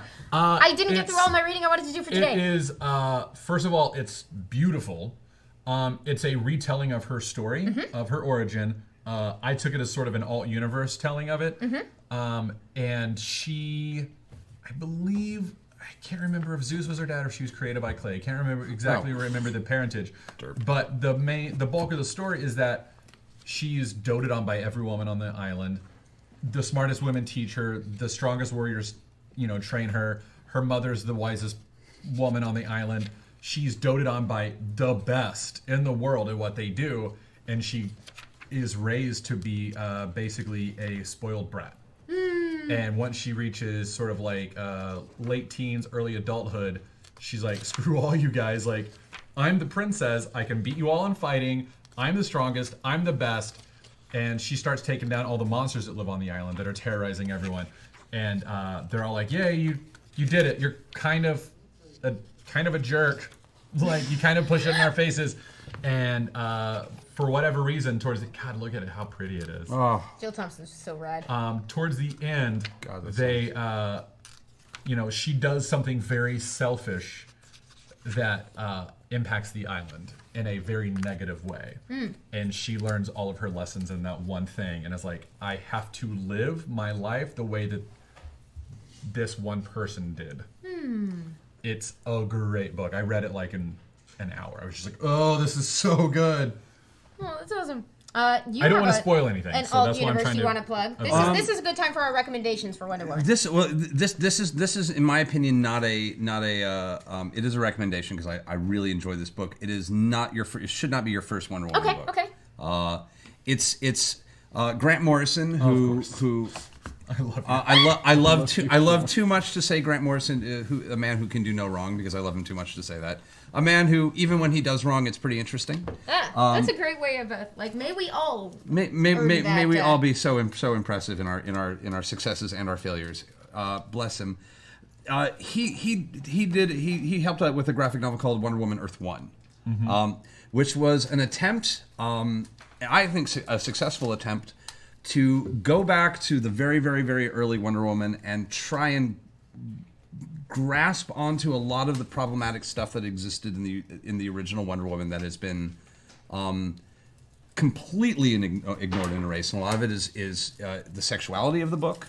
A lot of it is the theories of dominance and submission, and submission is victory, which is an interesting thing that it was poked upon in the original, that really kind of the notion that you achieve victory through submitting to your enemy and putting yourself out their mercy and at their will. And that by itself, it can be a victory. An interesting combination with the fact that at various versions of Wonder Woman's powers, she literally would lose her abilities if she let a man chain her. Yes. Which she then ended up often having to do in order to get some other goal, but in the meantime became... And this goes back to the story of her mother being imprisoned, the Amazons being imprisoned by Hercules. And there's a very kind of heavy graphic retelling of that. Illustrated by Yannick beautifully illustrated, very sexualized. And very sexualized. This is tagging off of what Perez did. Don't get Year One and Earth One confused. Earth One is a label that they've been putting on a lot of standalone graphic novels, which kind of are sort of like alt universe from the ground up, redesign. Like it's familiar, but it's different. There's a Batman one, there's a Superman one, there's Teen Titans ones, and there's. But this is sort of its own standalone, and like it's very sexualized. It's very there's a lot of it's very heavy in that direction. I noticed when I was trying to catch up with this that I was just like, I had complained about the like bedroom eyes on the cover, where I was just like, that's an interesting choice to lead your Wonder Woman book, and then I opened it up and I was just like, oh man, the greatest image ever. Yeah. But what's interesting is that from what you're describing, I'm only about halfway through the book, like, this is the more authentic depiction of what you're about to get. Oh, absolutely. Although, and they bring, I think they bring Candy really well into it. I love what they do. Oh, I haven't got there yet. Oh yeah, she. I mean, like, they get in there, like the girl brigade is in there. It's they bring all of these interesting aspects of the original character. Looks great. I know, she's really, really well, and she's the one who comes in there and they do a makeover on Wonder Woman. They actually like dress her up. Like the costume is because the girls get together and go nuts on her because they're you've never worn makeup? What? Oh my god. It's kind of ingenious. It's an interesting take. It's definitely Not a first time. No, you get Artist to Die and For, the artist to die for, and it's a great retell. It very much to sort of give the notion of where they take it. Hercules is going to sell the Amazons into sexual slavery, and is getting them to submit. Hippolyta gets a blessing from the god at the last moment and strangles Hercules to death with her own chains. Releases the Amazons, and they slaughter every last one of his men. So that's the first 4 pages. Yeah. Rise up, Which draws cast off heavily your on chains. so the Perez origin that we keep talking about, it's sort And of... Wonder Woman rejects that in the book. The whole book is about her even rejecting the Amazonians. Like, don't interfere. Don't even be poisoned by their violence. there's a mid-80s run that we keep talking about, which was where writer-artist George Perez, with a number of partners, he was supposed to do, like, this. They had just had Crisis on Infinite Earths, and they had some, like, really big names. Like, John Byrne was going to do Superman. The big names were on their books, and they needed somebody for Wonder Woman. And I don't know how exactly they found each other. But George Perez, already a superstar because he had created the new Teen Titans with Marv Wolfman. He had just drawn Crisis on Infinite Earths.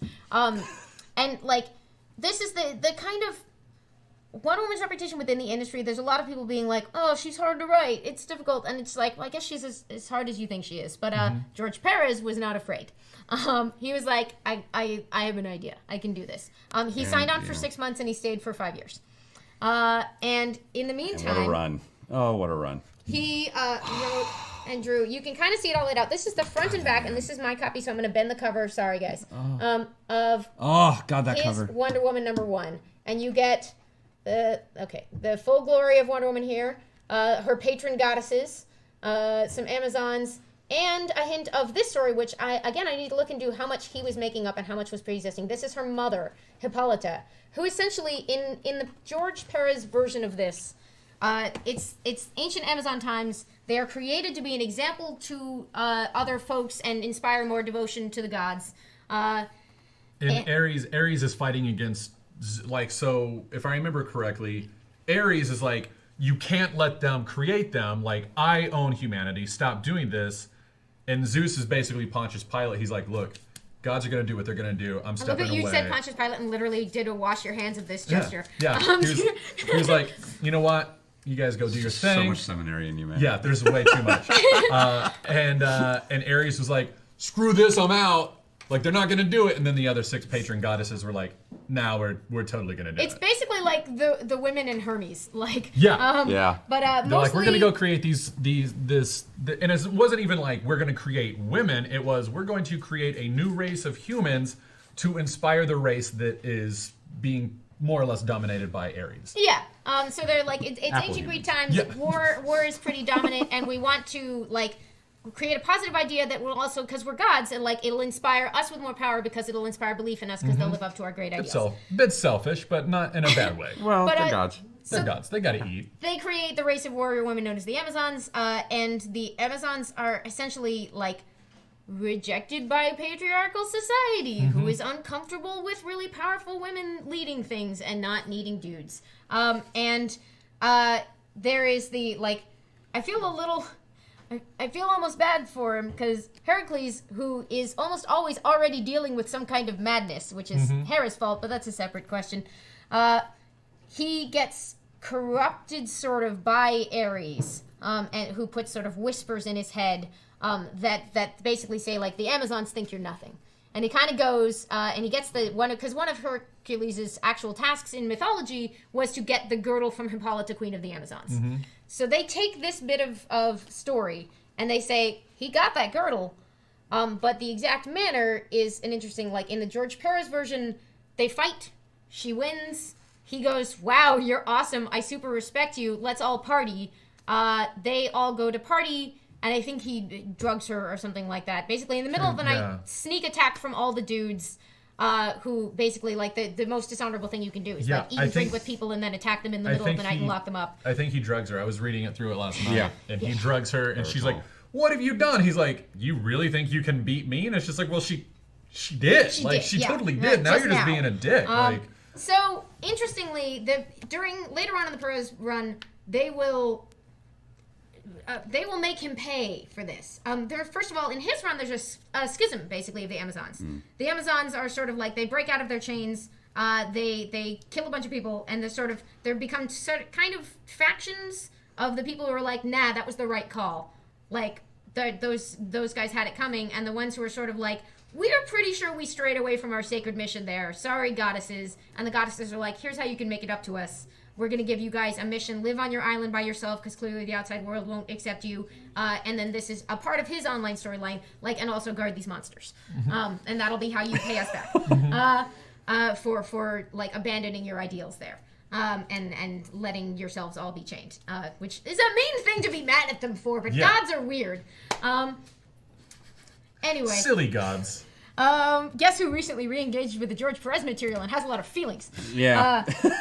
What's funny is that, like, I read the Perez run, or I started on the Perez run after I read a bit of Hiteka and a bit of the Rebirth run, and even with that, like, as much as I love what I read here and as much as I read in that, the Perez run, I was like, oh my god, I think I'm in love with Wonder Woman. Like, yeah, welcome to the Perez run. Like, I was just like, oh my god, because again, like you said, it was like Infinite Crisis. That art is so good, and just like the way it was told, like, I just Perez weaves in absolutely beautiful, and like you'll fall madly in love with a random academic lady named Capitelis.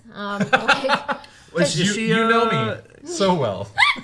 Well, and this is how we got both Wonder Girls eventually, which are a whole nother story. Well, they existed already, because obviously he'd already been writing Donna Troy and New Teen Titans for years. Donna Troy, obviously, but I was thinking of Cass there. Yeah. When does Cass come in? A little later. So George Perez draws from like he's obviously a master at superhero storytelling, and he just has the maximum amount of fun with the mythological setting. He also updates her origin, puts it in what was then the modern day of the mid '80s. She's on the Johnny Carson show. I forgot about that. Yeah, it's great. She meets Reagan. Oh, that's great. Well, because essentially, once again, they're sort of like, what's the '80s version of the threat of war? And it's like, well, there's us and there's Russia, and there are these bombs, and so it's kind of they build a story out of this idea of war dominating. Of like the nuclear That's the Cold first War. arc. Found candy again. Wow. Yeah. So I think we've got about 10 minutes. Oh no! left. Okay. So, do you have any other recommendations you want to throw out, or should I just get right into questions? Talk about well, this is a dubious recommendation because it is hard to find. It is out of print right now, but it is on Comixology for $5. Not hard to find at all. Hard to find in paper. Very easy to find on the internet. What's funny is that Thanks to the movie. I tried to find it last week on Comixology, and it was like available for pre-order, and I was like, it's a digital comic. I gotta pre-order it, and then it came out last night, and I was like, this is the one I wanted to read very much, and I'm going to read it now. Yay! So this is a really interesting story. This is a totally standalone Wonder Woman story. From those four. It's just an interesting, I'm curious how this would play. If anyone reads this as your first Wonder Woman, tweet me and let me know what you think. Because it's an interesting side of her, where she's sort of... It draws on ancient Greek ideas. It is a standalone story of an ancient Greek ritual of supplication, where essentially the idea of the Hecatea is if you go to someone and plead for their protection, they must give it to you. It's sort of like needing amnesty. Yeah. That's another way to put it, is amnesty. It's during her status as an ambassador, and a girl arrives at her doorstep and asks for amnesty, and Wonder Woman doesn't ask why. And then Batman comes looking for that girl. And as he typically does, Batman has really good reasons for coming looking for that girl. But Wonder Woman's like, you don't understand. There are rules, and I won't break them even for you, my friend. So, you know. We are friends. And I'll say that the Batman Wonder Woman relationship is one of my favorites. And like everyone does the Wonder Woman Superman relationship thing, and I think nobody does. Two people do. In their head they do it though. That's what I'm saying. Not in the book. Yeah. And it's pretty much only because, in my opinion, their costumes have similar colors. I don't think there's any other reason that like there's not a lot about. They're both sweet and hopeful. I can see they're both very strong. I can see why people have done this. Like in and out of canon, it's usually not a thing, but it has been. Yeah, much like putting much like any romantic interest in any Batman movie other than Catwoman, you just sort of go, why are we stopping the movie for this for 10 minutes? Like Wonder Woman and Superman together is one of those things that never really. And I'm just talking also philosophically. Wonder Woman and Batman have a lot to talk about. There's a lot there, and this is one of those stories where that comes in really, really well. Where there's philosophically they have a lot in common and a lot of differences, and there's a lot of nuance that can be explored there. Whereas, Superman, Wonder Woman, I'm middly on. Running out of recommendation time. This is a thing I'm so glad exists. I hope that they will do a paperback version that's a little more affordable now. But there is a really high quality, all ages retelling of Wonder Woman's story. The Legend of Wonder Woman by Renee DeLiz and Ray Dillon. I believe that's also on comic shop. It is. It came out actually digitally first in small chunks. Oh, that's right. And then they did paper versions, and then they did this nice collection, which retells her origin for our times in a way that I can actually hand to kids who will hopefully be less traumatized by it. Oh, God. Look at their Etta. Look at their cute little Etta. Yeah, cute little Etta. So that is probably a fantastic place to start. Wonder Woman 75 years celebration on Comixology. The Gail Simone stuff, I think I'm waiting on them to do a new edition of it because a lot of it is out of print. But she wrote a lot of stories that you can jump into basically any one of them, and it's like Wonder Woman and Beowulf. This is rad. That's a thing that happened. Wonder Woman in a fight club with Black Canary. Sure, that's a thing that can happen. Oh God, that Wonder Woman Batgirl. The one you recommended me. Ooh. That's continuity it's one heavy. individual story, and it might be hard to find. I think it's Brave and the Bold 33. I'd have to double check, but that's what I mean by hard to find. Hard to pin down the right one. I can pin it down. Essentially a girls' night out story. Featuring Wonder Woman, Zatanna, and Batgirl. 33. By Jerry Michael Straczynski. Art by Cliff Chang. Mm-hmm. Oh, art by Cliff Chang, who would go on to illustrate one of my favorite runs of Wonder Woman, where they completely muck up the mythology, and I kind of just forgave them because the story was so much fun to read. Brian Azzarello and Cliff Chang wrote Wonder Woman in the New 52. It was one of the standout books of the New 52 just because it was really great storytelling and really beautiful art. Pulling up the cover right now. Even if I'm not a huge fan of what they did with the Amazons, but it was just one of those, fine, I love this book. So here's the cover. Wonder Woman, Zatanna, Batgirl. It's a little continuity heavy, but it's an amazing story. And it's just one standalone issue. You don't need 32 or 31. It was Brave and the Bold is an anthology book, so different story in each issue. I'm gonna go read it today. Yay! Okay, New 52. And I guess Greg Rebirth. Rucka, Wonder Woman Year 1, Rebirth Volume 1, or the issue before this that's the volume before this that's numbered number 1 that says Wonder Woman Rebirth is the present day story stuff. Balance really it with good. this. They're both But you need both. excellent. Read that first. Wonder Woman by George Perez, Wonder Woman the Golden Age. Wonder Woman. Did those. Greg Rucka has written, in between Hecate and his Rebirth stuff, he did an actual run on Wonder Woman for a couple of years, which is now newly collected in this. So much Wonder Woman. What am I forgetting? Yeah, this one is great. I really like this. Really It's her fighting. It's her fighting. I think this is a good. This is a solid primer. Add in the Azzarello Chang that I forgot to bring. Which I think it's a fine first Wonder Woman just because it's a really exciting story that makes you fall in love with her, and that's really all you need. So it's just got weird mythology choices. Steven Bad Boy Naruto asks, what was the name of the arc where she was blind? Oh, I think that was in Greg Rucka's. What was that called? That was too long ago for my brain. Yeah, I don't know either. I don't know the name of the I story. read it at the time. Oh man. Is it in this one or is it in the next one? Guys, and there's even more stuff. There's stuff so where her much mother shit. became 75 Wonder years. Woman. There's 75 years. 75 years. Ryu Red Wing says, okay, this is my first time watching. Hi! Hey! Hi, thanks Welcome for to watching. it.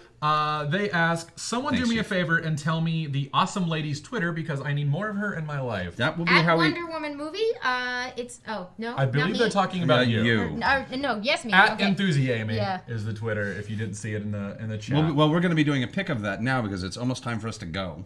Yeah, very true. Oh, We man. should mention that we have wonderful. Thank you, Ken Wynn, for Ken this Wynn. absolutely beautiful Wonder Woman on our board today. She's so intense. It's great.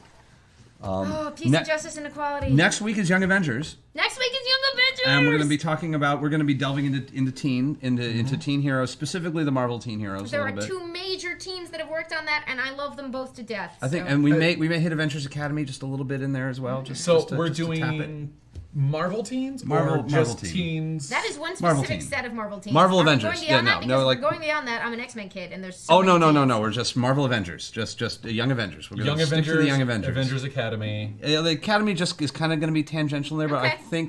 I mean, if I we do have love it. time, I just- Yeah.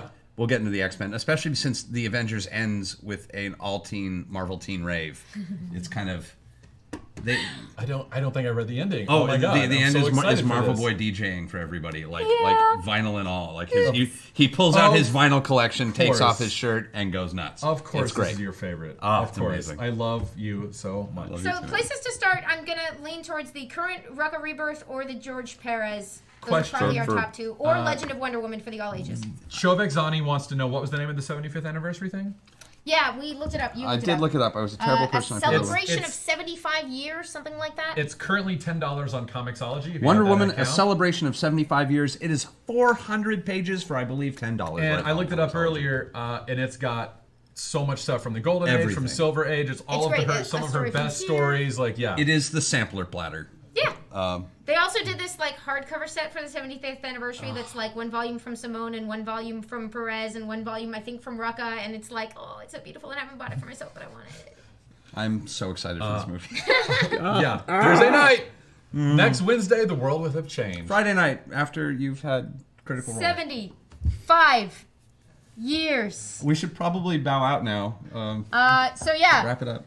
all it's yours. about dang time. It's about dang time. Yeah! Woman hits theaters officially Friday, so Thursday. You know how Thursday theater releases previews. work now. After, but she's what. No matter, even if the movie were garbage, there'd be 75 years of amazing comics and funny comics and moving comics and this potent symbol that you can pry from all of our cold dead hands. And tweet us what you like, what you think of the movie, and what your thoughts are. And I will not look at those tweets until next week when I've seen the movie, but yes. That's true. wait. Spoiler tag your tweets, please. Thank you so much for watching. I'm Amy Dallen. yay, Amy! Where can they find you on the internet? Again, Enthusiamy. ENTHUSIAMY. I'm Taliesin Jaffe. You can find me at Executive Goth, anywhere that matters, and at and on Critical Role on Thursdays. Thursday nights, not at Wonder nights, Woman. not on at Wonder Thursday Woman. nights. And they can find you on For Friday those, being the Doctor in Doctor Who. Oh, that's right. In the morning, on noon on Friday, PST. And my name is Matt Key, at the Matt Key on Twitter, and I'm wearing a Wonder You're Woman so kit. fabulous. Oh, Your your breath is so closing wonderful. thoughts. If your little boy wants to be Wonder Woman for Halloween, bless you. Please support him. We can only get to the future if we all have the same heroes, and they are for everyone. So, Wonder Woman. And if your little girl wants to be Superman, Heck yeah. heck yes, be Superman. Be your heroes. Be your heroes. All right, bye guys. We'll see you next week.